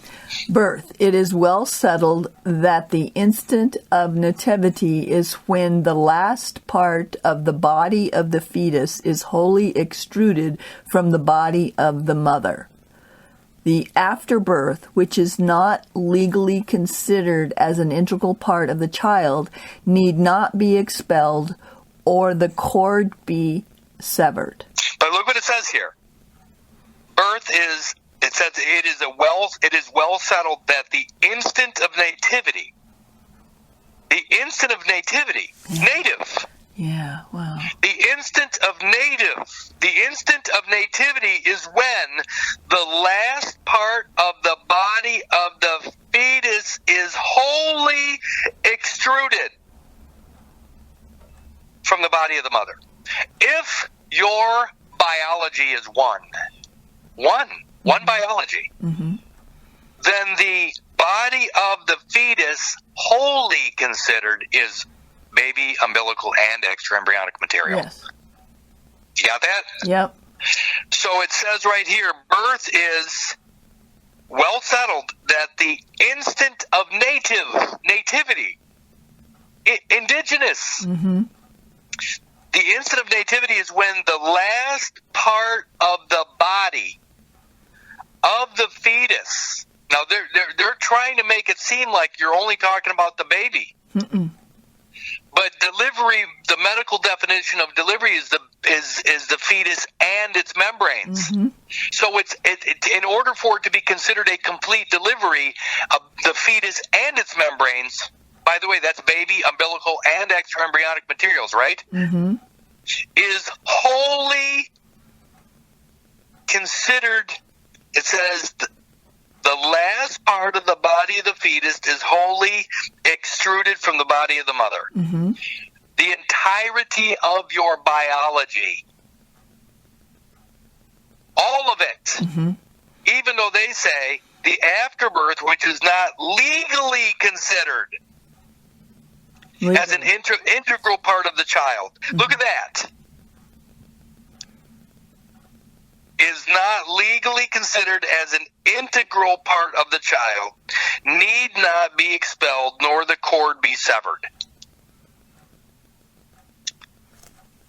They have to be looking at the maternal in order to make that statement. Yeah. Only the maternal. Mm-hmm.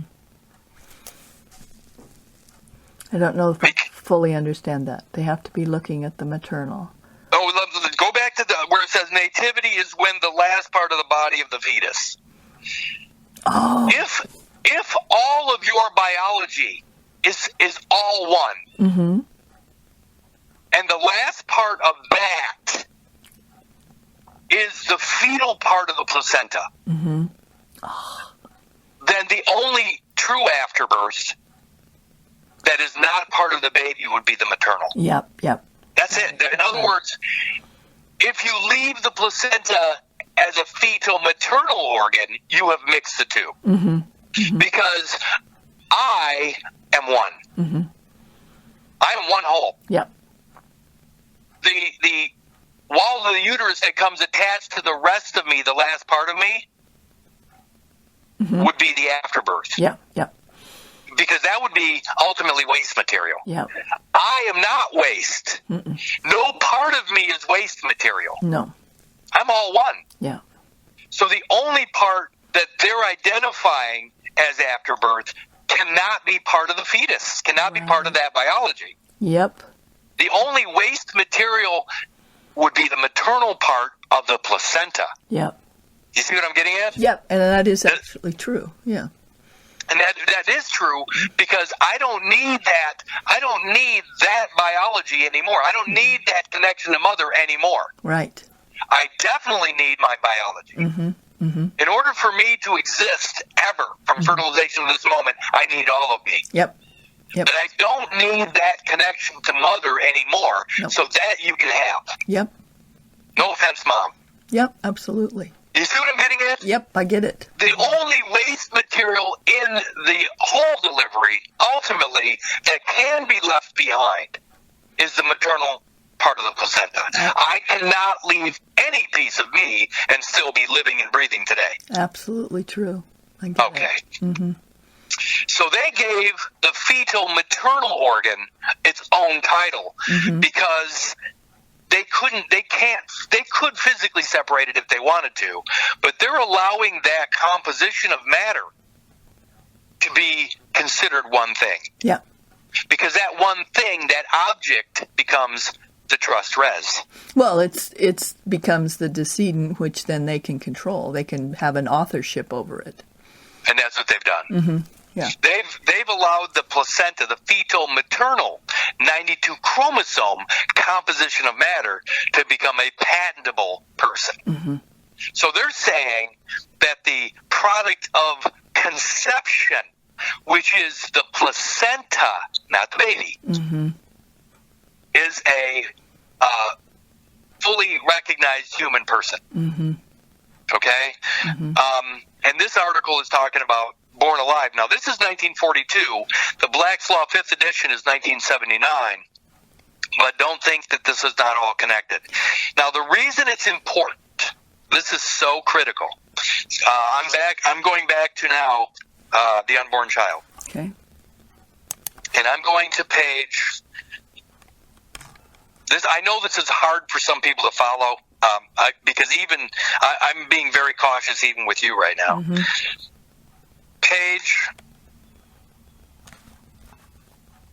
Well, look at it. It does go back to page 78, the very next to the last paragraph, where it says, if a woman be quick with child, and by a poison, or otherwise killeth it in her womb, or if a man beat her, whereby the child dies in the womb, she delivers a dead child. That is a misprision, but it's not murder. If the child is born alive and died because of a potion or battery or other cause. Now look at this. So the afterbirth placenta is born alive, right? Doesn't it die? Yes.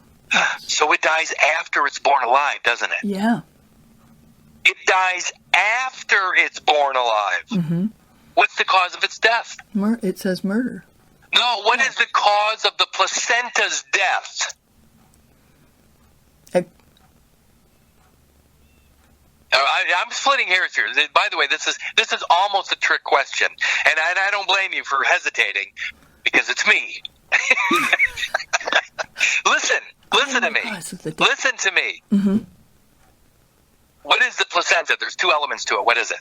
Mother and fetus. Okay.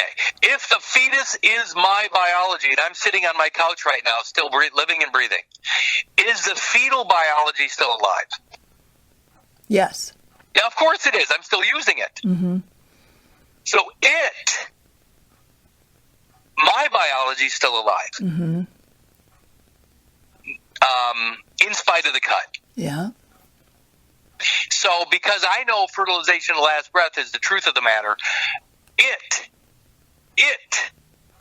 the fetal is not dead. Mm-mm. Because I'm still using it. Mm-hmm.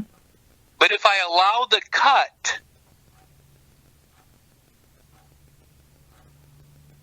to give rise to a decedent state, did that character not die? Mm-hmm. Now there's a crime. Mm-hmm. If I'm not still using it. Mm-hmm. If I'm still using it, the baby didn't die. Mm-hmm. If I deny its existence, if I allow for the cut, does the baby die? Yes. Yes. Mm-hmm. And it dies after it was born alive. Yeah, so it's murder. And now it's murder. So if I claim the birthday, I've murdered the baby. Mm-hmm. I've murdered the baby. Mm-hmm. Even though I'm still here, mm-hmm. I'm participating in a crime. Yeah. You see what I'm getting at? Yep, I get it. Because it's considered born alive. Mm-hmm. And I'm forgotten. They let baby go home with mom and dad, but the material that's born alive, the human person born after baby born alive, the product of conception, mm-hmm. if it's not connected to me anymore, mm-hmm. if I allow the cut to stand, then that property, that biology dies. Mm-hmm. Or other. If I'm still using it, even in spite of the cut, then it doesn't die. It never becomes a decedent state. Right. You see what I'm getting at? Mm-hmm. So there's no crime if I'm still using it. But if I claim the birthday, a crime occurs. Yep, I'm a party. I'm agreeing. Yeah, I've created. It's the other cause, and I'm a party to murder. That's right. By denying the connection. Yep. By denying the wholeness. By actually denying God. Mm-hmm. You are participating in the death of that fetal property. Yes, I am. Wow. And it, because it was born alive, it becomes murder. Yep. So you're executing, by your claim to the birthday, by your participation in this system, you're executing that character, that child. Aren't you? Yes. Aren't you Judas? Mm-hmm. Aren't you putting that amnion, that Lamb of God, on the cross and executing it? Mm-hmm. You're killing Jesus. Yep. You're killing that child of God. You're killing it by claiming the birthday. Yeah, wow. That's original sin. Wow. And then you do what? You go and profit from that deposit, that deposition. You profit from it. What man profits, that gain the whole world? You see what I'm getting at? Mm-hmm. Mm-hmm. By selling his soul. Mm-hmm. And that's what they've got us to do. They got us to agree, because the afterbirth, which is a piece of us, but it's been cut off. Mm-hmm. If my energy, if my breath does not give life to the rest of my biology, does it not die? Yeah. In other words, if I'm not using it, if I don't claim it as part of me, it dies. Mm-hmm. If I'm still using it, then all of my biology is alive. Yes. So what they get us to do by claiming the birthday is participate in a felony. Yeah. By allowing that piece, that child, that infant to die. Mm-hmm. We're no longer supporting it with our own breath. Wow. We're denying it the breath of God. Yeah, wow. See what I'm talking about? Yep. It's extremely subtle. Yeah. Because they've created the duality, they're also creating the possibility of a crime. Yeah. Now, I'm not even there yet. I needed you to see that before what I'm about to say. Okay. Are you good? Mm-hmm. We're good. Yep, I see it. Okay, ready? Mm-hmm. Page 79. Okay. It says, actually, right at the last line of page 78 says, by Koch's time, therefore, the common law, as he stated it, stood thus. Do you see page 78 there? Uh-huh. And so it leads me to page 79. It says, older writers, are you with me? Yes. Page 79. Older writers are of no assistance on this point, but several 19th and 20th century cases supply an answer to it. Here it is. The child is not in being so as to make killing of it homicide, unless. See that word unless? Mm-hmm. Let me say that again. The child is not in being so as to make it the killing of it homicide, unless it, read that, is carrying, read that to me. Is carrying on its being without the help of the mother's circulation. Okay, look at that. Wow. It says unless it, the child, is carrying on its being without the help of mother's circulation. Now, when the baby is implanted into the wall and is giving and receiving through the placenta, that's the mother's circulation. Yes. So it has to not be connected to that circulation in order for it to be carrying on its being without mother's help. Mm-hmm. So it needs to be disconnected from mother. Yes. So when they clamp and cut the cord, it's disconnected from mother, right? Yes. Or when the afterbirth comes out, and even though it's still connected to mother, remember, what is the placenta? Tell me the two elements. Maternal and fetal. So as long as my fetal is still connected to the maternal, that's a presumption that it's still being helped by mother's circulation. Yes. But when it's separated from mother, it's not connected. It's no longer part of mom's circulation. Mm-hmm. Now, here's where I'm really going to ask something of you. There are 2 points where your biology is not connected to mother. Yes. One is before conception, before implantation. So your 46 chromosomes you're whole, aren't you? Yes. And your 46 chromosome zygotic existence is in and of itself whole. Yes. And it's not connected to mother's circulation, is it? No. Yes, that's beautiful. The fact that you caught that. So for the first 4 or 5 days, you're not party to mom's circulation, but you do exist. Yes. As 146 chromosome being. Yes. Then you implant into the wall of the uterus, and now you and mom are exchanging. Yes. And then, what? Then, 280 days later, you come out of mom. Yes. They clamp and cut the cord, so now you're disconnected from mom. Mm-hmm. And so now you're a person and being separate from mom. Yes. Now look what it says here.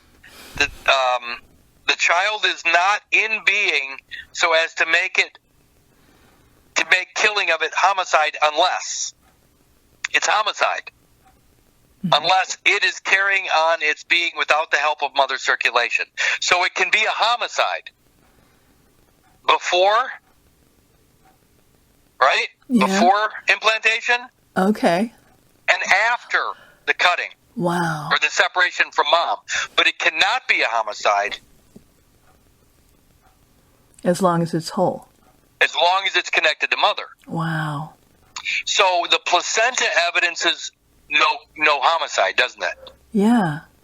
But when you cut the cord and you're separate from that connection, it's homicide again, isn't it? Wow. See, what they've done is that homicide exists prior to implantation, and it exists after it's born alive, and we deny it. Wow. They're saying that it's criminal. There's 2 positions, and one is before implantation, before our circulation and mom's circulation mix. Mm-hmm.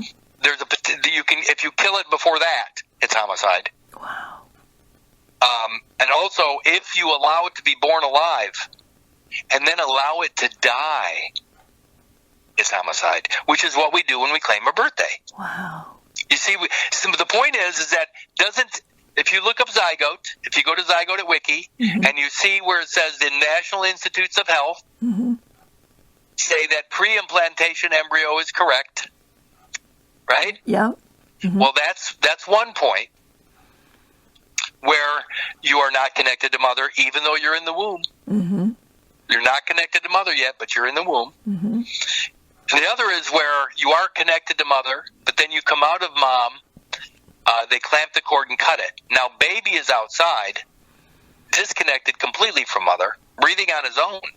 Yeah. But the rest of baby, the fetal part of the placenta, is still connected to mom. Mm-hmm. But it's disconnected from your breath, Yeah. which allows it to die born alive. Mm-hmm. So who's the one responsible for its death? I am. You are. You are. Because only you can give it life. Uh-huh. And so if you forget it, if you forsake that biology, if you forget about it, Wow. you can be implicated in that crime, which is what they're doing. It is a crime. The cutting of the cord itself is an act of violence.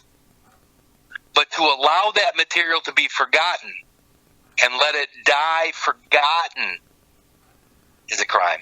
Wow. Because if you're not still using it today, then it dies. Mm-hmm. If you are using it by knowing the entirety of your existence from fertilization to this moment, you're still using it. Mm-hmm. If you claim a birthday, you've allowed or elected to let that material die. Wow. So it becomes a dead child, the decedent estate. Wow. And that's murder. Because it was born alive, wasn't it? Yep. You see what they've done to us? By us not knowing our godly origin, by us letting go of that initial period, that fertilization, that 280 days in the womb, they got us all as murderers. Yep. On record. On the record. Just based on definition. Since 1942. At least. At least. Wow. Okay, now I'm gonna go down. Now go to page 80. Okay. By the way, I cannot post a link to this document because it's through JSTOR, JSTOR, which is a membership site. Okay. I'm a member of that, so I can get these documents, but I can't actually post the link because it only allows members in. Mm-hmm. I do pay for this. Mm-hmm. I know people think that freedom is free, but it's not. It's not. It's not free. Anyway, so page 80, you see where it says it starts with saying prove three things. Mm-hmm. Actually, go back to page 79 and go to the last paragraph because it leads into this page. Mm-hmm. It says, it will be noticed that R versus senior hit. Mm-hmm. The child had no circulation independent of its mother at the date of the injury to it. All right? Mm-hmm. Remember that if you're still connected, if your fetal property is still connected to mother, mm-hmm. it's connected to mother. Mm-hmm. The placenta looks like you're still connected to mother. Yes. So it says if the child had no circulation independent of that of its mother. So the placenta is always connected to mother, isn't it? Yes. At the date of the injury to it, when they cut the umbilical cord, are you not still attached to mother? Yes. In one way or another. Yeah, so that's the injury right there. Yes. It says the case is, however, quite consistent with that, with the text fixed in R versus Pritchard, that the child must have a separate circulation before it is possible to commit homicide of it. Separate. So, again, prior to implantation, you have a separate circulation. And after the cut, I have and after, yes, after the cut, you have a separate circulation. But even the afterbirth placental material itself is still viewed as connected to mother. Mm-hmm. It says, in R versus senior, it was necessary, now we're on page 80, To prove three things. One, or A, the prenatal injury, nativity, prior to nativity, the injury. That was established by the crushing of the skull. They're talking about something different, but the cutting of the umbilical is the injury. They're talking about crushing of the skull. Well, let's just think of that as the cutting of the umbilical. B, birth of the child. All right? And then C, death after birth, which is the consequence of prenatal injury. You're right. In consequence of prenatal. And now both B and C were proved. So again, the birth of the child coming out of the mother and the baby dying after coming out. Isn't that what happens at the afterbirth? It comes out born alive, but then it dies. And it dies because of an injury. What's the injury? Be careful here. What is the injury? It no longer has breath. And why doesn't it have breath anymore? Because of the cutting? Right, because you and the rest of you are not connected anymore. The fact that they separated a piece of you from you, the breathing and the present. So your presence, the present you and the past fetal biology have been separated. Yes. By the cut. And the present you is alive or living, but the past version of you is dead because it's not connected to your presence. See that? Yep. If you're viewed as one present biology, all one biology, then all of you is living. But if a piece of you is cut off and not allowed into the present, then that piece of you dies. And it dies as a result of an injury. The injury is the cut or the separation, which you're agreeing to by claiming the birthday. Yeah. So you're killing the baby through that disconnection. Wow. Now, do you have a choice? No, because the birth certificate is a matter of fact. It does evidence a cut. So by claiming the birthday, you are participating in that murder. Yes. By not claiming your origin, your godly origin, you are also participating in the murder. Yes. The only way you can get around it is to know the entirety of your existence, the entire biology as one biology. When I, and the Father are one, when I and the Father are one, there is no crime. Right. You see that? Yeah. Wow. This is so subtle. But let's read it. So it says, both B and C were proved. There's your birth certificate right there. So B, the birth of the child, that's proved, and the death of the child, the fact that afterbirth dies, were proved. And that's what the birth certificate does. It proves that fact. It says, thus, in cases of the type of R versus senior, which is every birth certificate, there is always a period of time between the injury, the cut, and the resulting death. So when the born alive material comes out of mom and they cut it, it's still alive, right? So there's a period of time it's alive, and then it dies. There it is right there. It says it.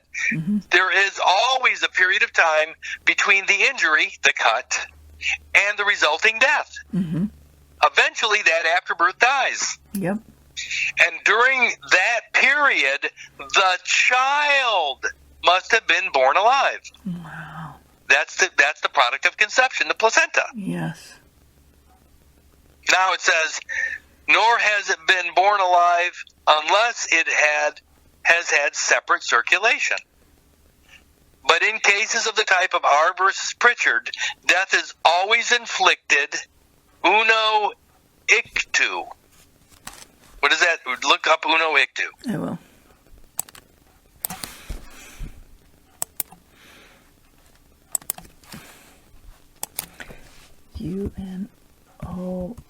UNOICTU.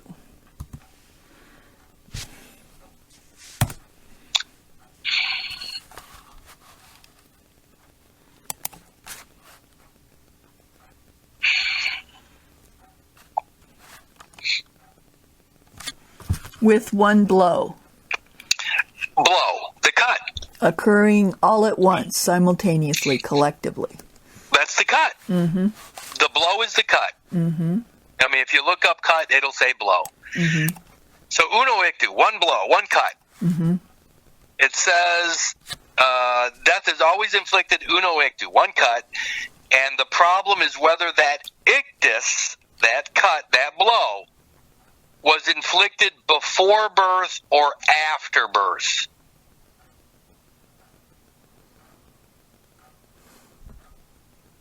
The birth of what?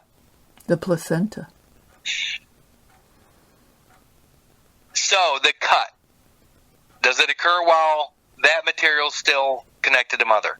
Yes. If it were before birth, i.e. before the child had a separate circulation, then infliction of death was not homicide. If after birth, it was homicide. This is so important because number 2 down there, it says statutory offenses. Mm-hmm. It says these include I, procuring abortion. Is not the cutting of that material an abortive measure? Yes. It is an abortion. Mm-hmm. It says older statutes dealt with this, and the law is now in the Offenses Against the Person Act. What year does that say? 1861. 1861, the year of the Civil War. Civil. Mm-hmm. Public. Roman. Yep. Which makes it a felony punishable with what? Penal servitude for life. Don't they have us serving as servants? Aren't we? Isn't this a lifetime punishment? Isn't the birthday a lifetime punishment? Absolutely.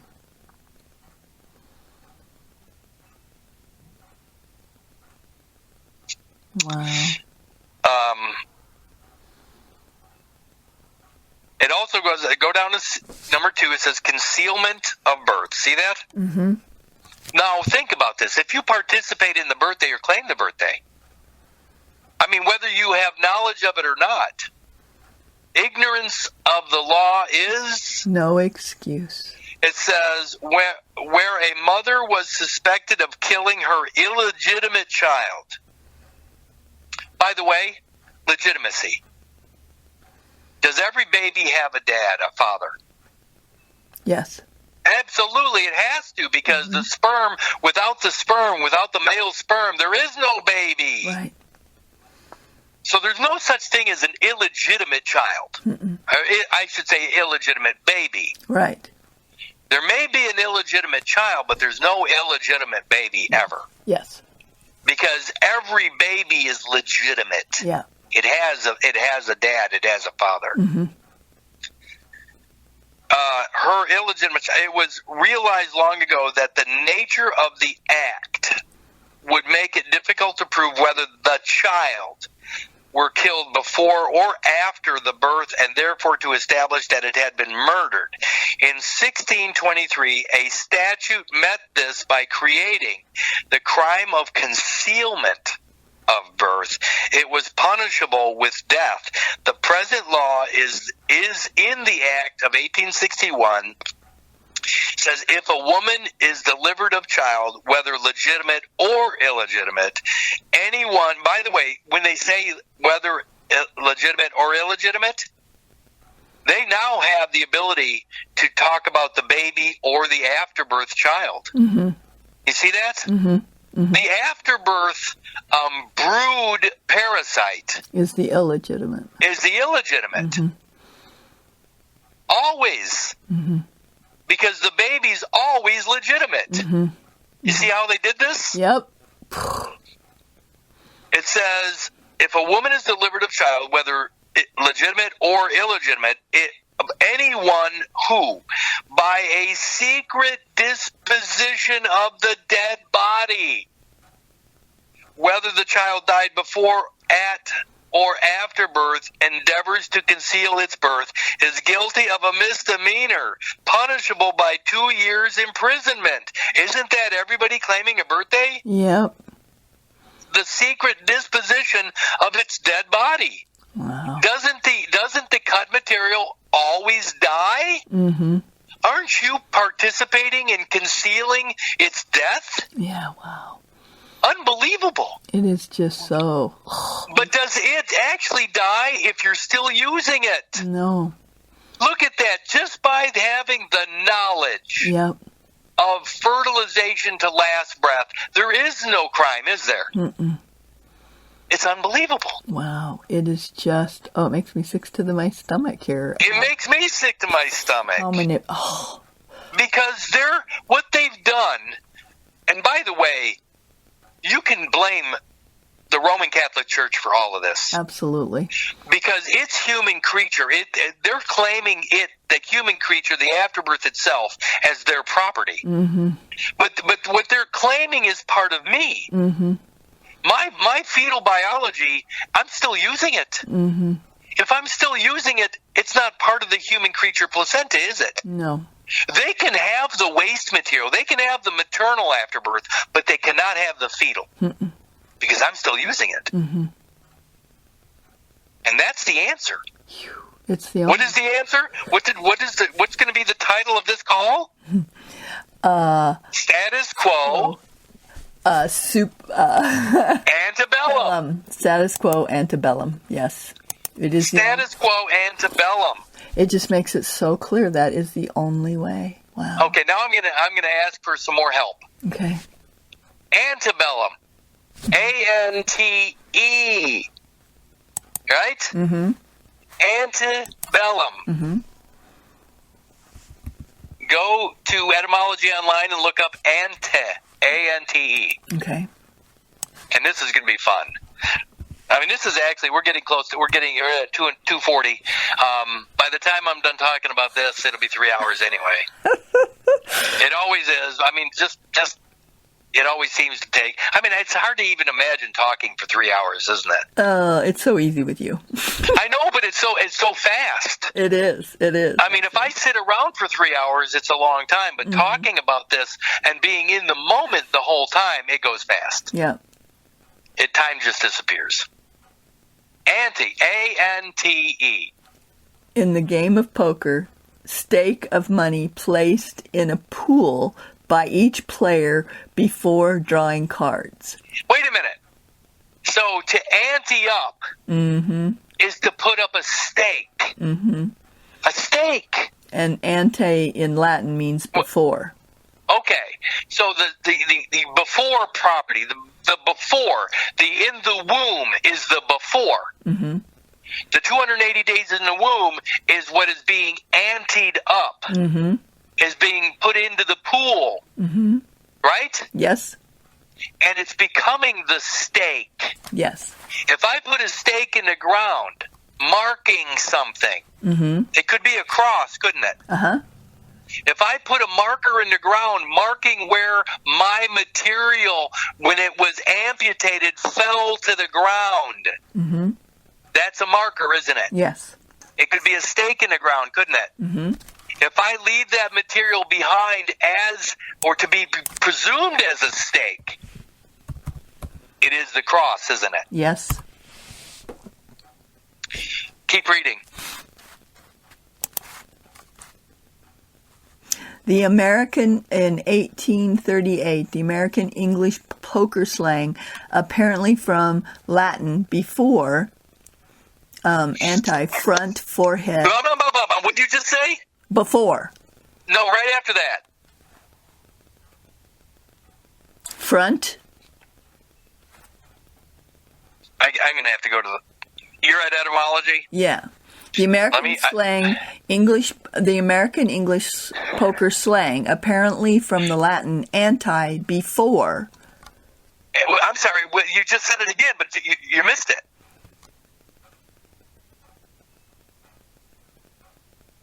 Hang on a second. Anti is before.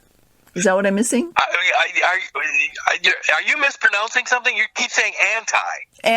Anti, before. Let me see what you're looking at. Hang on a second. A-N-T-E. T-E. Yeah, I'm saying it wrong. From Latin, anti is before.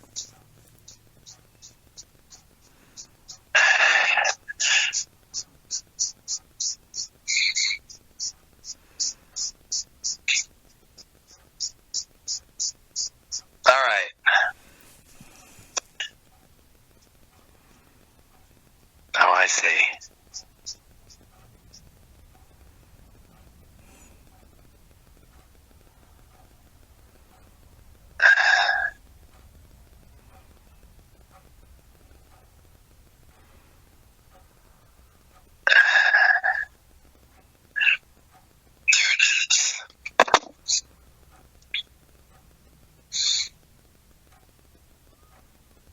Okay, so I'm there. Mm-hmm. But look, also it says in a game of poker. Mm-hmm. And, of course, how do you play poker? What do you play with? Cards. So the birth certificate is a card, a birthday card. Mm-hmm. And it is the card that you play poker with. Mm-hmm. And it says derivations in meaning is in front of, before. So they're using the ante to play their game of poker with the card, the birth certificate card. Okay, and I'm going to go to...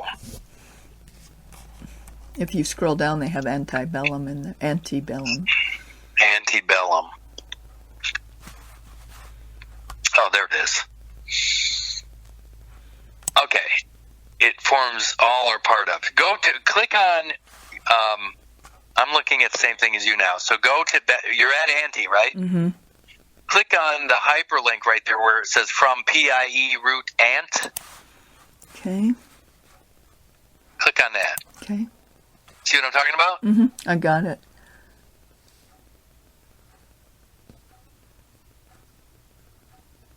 Okay. Ant. A-N-T hyphen, right? Proto-Indo-European root meaning, front forehead, with derivatives meaning in front of, before, end, right? Mm-hmm. Okay. Antebellum. Mm-hmm. A-N-T-E. Then it goes on to say, it forms all or part of advance, advantage, along, ancestor, ancient, right? Mm-hmm. If you keep going through all those, what you come to A-N-T-I. Yeah. Okay, and then down below that it says, it is the hypothetical source of or evidence for its existence is provided by. See that down the paragraph right down below? Mm-hmm. It says Sanskrit, anta, end, border, boundary, Hittite, hanti, H-A-N-T-I, see that? Mm-hmm. Meaning opposite. Mm-hmm. Greek, anta, anten, opposite, and then it says anti. See that? See Greek, anta, anten, see that? Yeah, yeah. Greek. And then it says opposite? Mm-hmm. What does it say right after opposite? I got to get my other glasses on. Greek is... No. Are you reading the same paragraph as me? It is hypothetical source. Okay. Now it says Greek, anta, anten, and then it says what? Around? No, you're not even looking. You can't be looking at the same thing as me. Okay. Go back to ante, A-N-T-E, noun at etymology online. Oh, okay, I see where I'm wrong. Okay, got it. Greek is anti, over, against, opposite. Okay, anti, A-N-T-I, right? Mm-hmm. Over, against, opposite, before. Mm-hmm. Anti-Christ. Ah, jeez. Antichrist. Mm. If you want to pronounce it the way most people pronounce it. Anti or Antichrist. Over, against, opposite, before. Before. Antichrist is before Christ. In place or time, in front of. Christ. Wow. It doesn't say Jesus. Mm-mm. They never say anti-Jesus, do they? No. They say anti-Christ. Mm-hmm. Anti-Christ is before Christ. Yeah. Christ is consciousness. It is not the biology. Right. So before becoming conscious is the biology. Yes. So Antichrist could be the biology. Yeah, in front of the biology. In front of. Yeah. So when you look at this, before consciousness, there has to be the ability to occupy. Yes. What do you occupy? The biology. What is being? Yeah, the biology. The biology. And amnion or lamb is the biology. It's biological. Mm-hmm. So Jesus, right? Mm-hmm. Is the biology. Jesus is the biology, is the Lamb of God, is the biology. Yeah. And to consciously occupy that biology is to know all of it. Mm-hmm. Mm-hmm. You have to know all of it to occupy it mentally. Yes. Yes. Antichrist. What if you have no body? Then you can't occupy it. You can't occupy it. Mm-mm.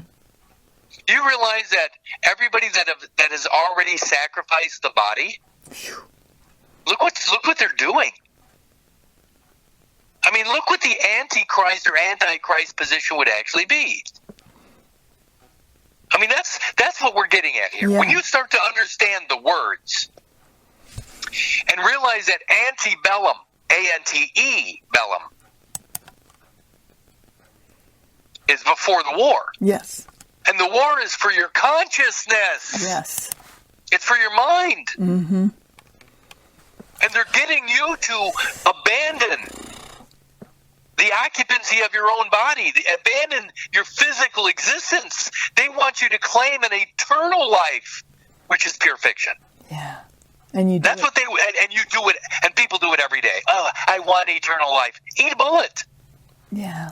If you really want eternal life, eat a bullet, because then you'll have it. Mm-hmm. But to consciously abandon reality. Wow. Is what the birthday is. Yep. Wow. And they got you to do it and claim the cut. And by claiming the cut, you're creating a war. And by having that war in place, you have two positions that are opposing. Mm-hmm. And the two opposing positions is unborn and born. Mm-hmm. And so now you choose the unborn, which would be the Christian position, because that's where you're connected to. You're connected to your biology. Mm-hmm. You're connected to your true origin of the species existence. That would be a position, a Christian position, because that would be a conscious position. Okay. The unborn, or the heathen on the land, outside the womb, is the indigenous person, or the disconnected. Yeah. The in the womb position is in the waters of mother, subject to admiralty. Yes. The outside the womb on the land, the heathen, is subject to the church, or what? One is subject to the boat being what? If your biological boat is left behind derelict, it needs to be what? It needs salvaged. Uh-huh. So the Admiralty Court salvaged that vessel because you left it there. You left it behind, unoccupied. Yeah. Unoccupied. Mm-hmm. If your body is unoccupied, the vessel's unoccupied, it's derelict. Yes. So Admiralty courts, commercial courts, salvage that vessel. Yes. And then what do? They give title to it because it's a wreck. Mm-hmm. So then they have the franchise of wreck, which is the 14th Amendment citizen. Yes. So the citizenship is the franchise of wreck that the state has salvaged. Yes. And all you get is to be agent over that wreck. Yes. All right. The other side of that coin is the heathen on the land. Which has to have salvation. Which is the indigenous native, which requires salvation. Mm-hmm. One is salvage, one is salvation. So if you allow the cut to exist, there are two positions. The unborn, salvageable vessel, and the born, heathen, requiring salvation. Yeah. There's your church-state separation right there. Mm-hmm. But if you're whole, and the coin of the realm is your biology, is your entirety, then you don't require either, do you? Mm-mm. That's the sovereign. Yeah. Let me finish with this. The coin of the realm. The coin is the sovereign. Yes. The sovereign is the coin. The coin is the sovereign. Yes. And if you have that coin in its entirety, not only are you the sovereign, you have the ability to pay with the sovereign as the sovereign. Yes. I mean, if I look up the word sovereign right now, and I'm going to, because this is where we're going to finish. Sovereign, S-O-V-E-R-E-I-G-N, define, D-E-F. What does it say there? You don't even have to go to... I'll go there anyway. Webster's. What does it say? Let me just click on it here. It says 1A, one possessing or held to possess supreme political power or sovereignty. So there's a version of sovereign right there. Keep going. B, one that exercises supreme authority within a limited sphere. Next. C, an acknowledged leader, arbitrator. Arbiter. Number 2. Any of various gold coins of the United Kingdom. Gold coins. So a sovereign is a gold coin. If you're whole, if you understand what the coin of the realm is, the coin of the realm is all of your existence, your physical existence. Yes. That is the coin of the realm. In fact, they use the coin of the realm as both the connection, the live-born record, and the birth certificate combined is the coin of the realm. Yes. Both heads and tails. Yes. Heads is in the womb, tails is out of the womb. Yes. When you put heads and tails together, you have the coin. Yes. The coin of the realm is all of your life as one life. Yes. That's the life of the sovereign. One. It's one. So the coin of the realm as one life, one living being, the sovereign is both the sovereign as in authority and the sovereign as in the gold coin. Yes. It's all one. Yes. There's only one sovereign. And it's all or nothing. Yes. You're either whole, W-H-O-L-E, or you're not. Yes. Again, the truth is all or nothing. Yeah. It's either all true or it's not true at all. There it is right there. It's either all true or not true at all. When you're whole, you have access as the sovereign to the sovereign. Gold coin. Yeah. Does that make sense? Yes. And that's why Luke 5:31, they that are whole need not a physician. You don't need a middleman to put you back together. You don't need somebody to connect you to your inheritance. You already are the inheritance. You are the inheritance. Yes. You are your presence, your present being, your whole existence is the Holy Grail. Yes. Because it holds the Spirit. Yes. It's the genie in the bottle. Yeah. So, in sovereignty, too, the definition is one that is sovereign, especially an autonomous state. An autonomous state. Now you just have to click on the hyperlink autonomy right there. See it? What does it say? The quality or state of being self-governing. There it is. And now you can look at Isaiah 9:6, for unto us a child is born, unto us a son is given, and that's the cut material. Yeah. That's the birth certificated character. But if you're whole and you recognize Isaiah 9:6 as the rest of you, then you are self-governing. Yes. That's autonomy. That's the sovereign state. Yes. That's why people don't understand the United States, the unborn and the born, those two states united, deals in gold. Yes. America, the Latin Catholic world, deals in silver. Yep. So when you're autonomous and you are the states united, the born and the unborn united, then you deal in gold. Mm-hmm. You are the sovereign. Yes. Okay. Wow. Good ending. Way to find that. I just wanted to see what.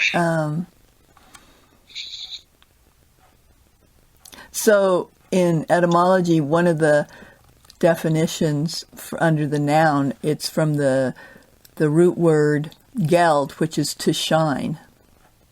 I spell it. What is that word? Ghel, and it says it's to shine. And to shine would be the light. Yeah. Mm-hmm. You know what people don't understand is the light. Yeah. If you look up light, you're going to find the word knowledge. Yes.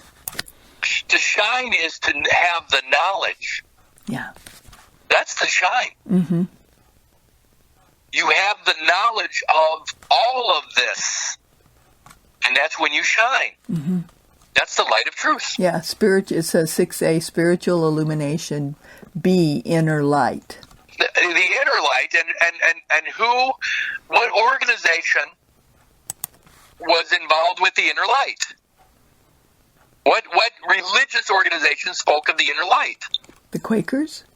Right. The Quakers. Mm-hmm. And did not at least one or two Quakers within the 1773 London Medical Society that recognized this cut material? Mm-hmm. Weren't they also signers of the Declaration of Independence? Mm-hmm. Yeah, the inner light. Mm-hmm.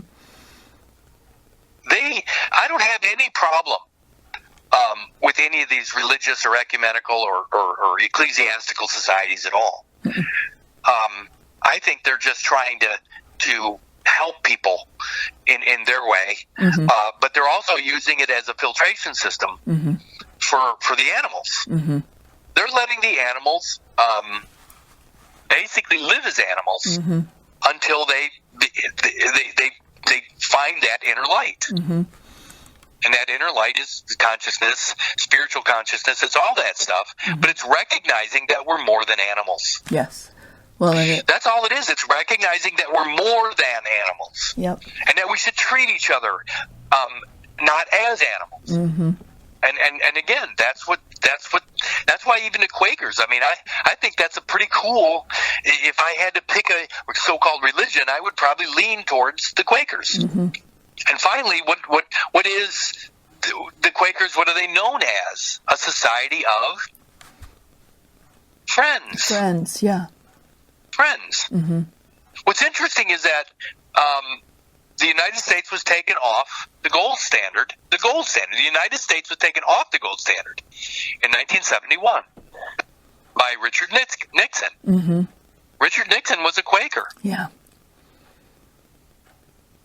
I mean, why did he take that? Why did he take the United States off the gold standard? I don't know. Mm-hmm. You know what I mean? Yeah. So inner light, it says when you click on that from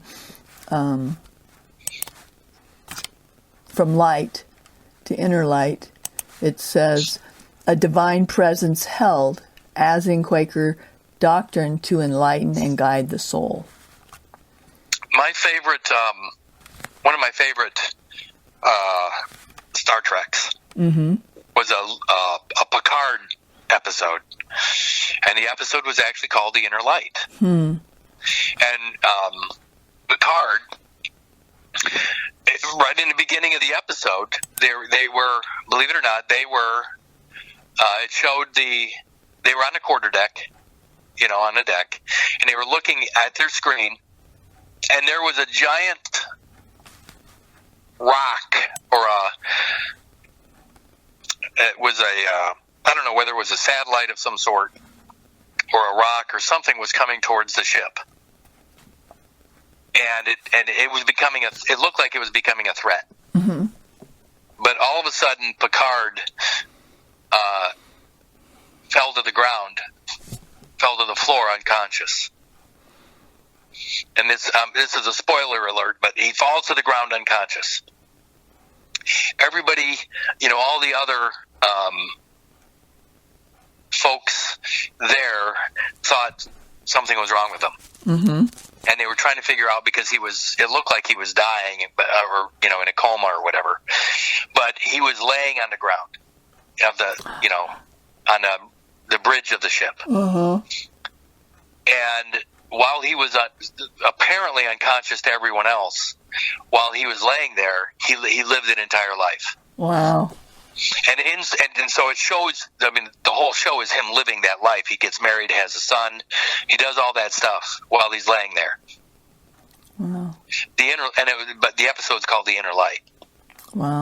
So what it is this guy, this ship captain, that is experiencing a lifetime beyond being a captain, which is more than life, which is real life. Mm-hmm. The Inner Light was showing him the truth. Uh-huh. Of what's important. So, and what really was happening was whatever that was outside the ship was downloading the truth into the captain. Wow.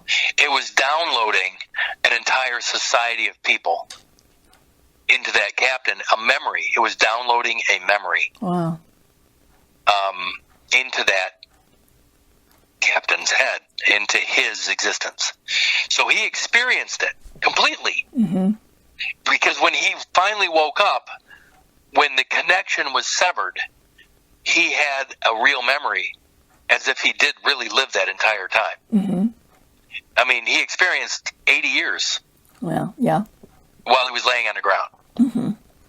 And that was The Inner Light. It's a great episode. I would, if you can find it, it's very difficult to find.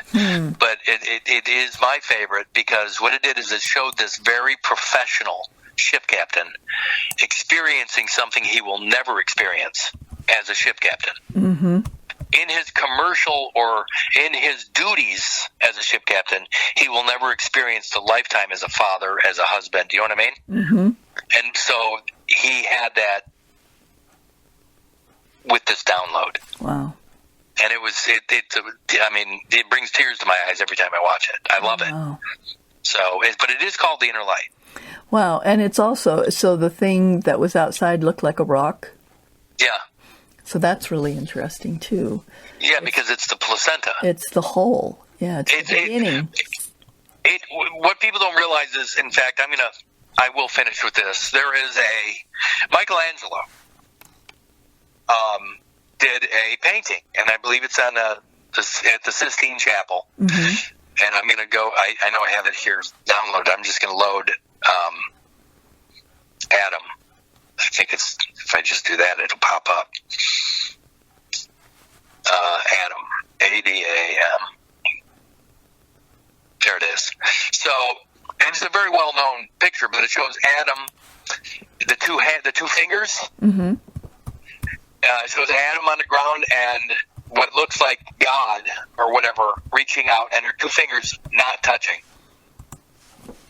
You've seen it? Yeah. It's called The Creation of Adam. If you Wikipedia Creation of Adam, Michelangelo, you'll see the picture. Okay, I got it. Okay, are you looking at it? I'm just about there. Oh, shoot. Wiki, right? Yeah. And then make it big enough so you can look at it, because I want you to look at something. Oh yeah, I've seen that. Yeah. All right. Well, of course, yeah. But most people think that the thing on the right is the brain. What? You see what I'm talking about? No, I keep going to weird places. Just type in Michelangelo Creation of Adam. Yeah, I am. I just went to the wrong place. Okay, now I'm there. Yeah. Now I see it. Mm-hmm. All right, so Adam, in the Inner Light, if you're looking at this thing, mm-hmm. Adam is Picard. Yes. Okay, so he's there on the ship. Yes. The ship might be Earth, whatever. Mm-hmm. But he's there. And then you see the two arms reaching out. Yeah. And the fingers almost touching. Mm-hmm. Okay, well, those two arms reaching out would be the connection, mm-hmm. would be the link between Adam or Picard and that thing outside the ship. Yeah. The thing now, when you look at the thing on the right, a lot of people think that's the brain. That's supposed to be the brain. It's not. It's the placenta. Yeah, it looks like the womb to me. Yeah. Well, it's the placenta, Yeah, specifically the placenta. That makes sense. And so look at all those other people. You see God there supposedly, but you see all those other beings. That's generations. Yes. That's the descendancy, his entire descendancy leading up to him. Yes. It's his entire existence in the placenta. Wow.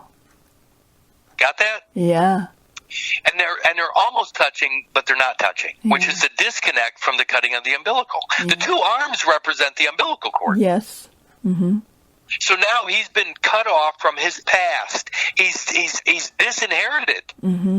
He's cut off from all of the knowledge of the past, all of everything that's ever occurred before him, genetically, that led to who he is today. Yep. And that's why that's such an incredible painting, because the placenta is your link to everything. Yeah. And yet they cut us off. And that's why. So Adam again is Picard laying on the ground, laying on the quarterdeck, and the thing outside the ship is downloading all the history, all the memories of that world. Wow. Into him.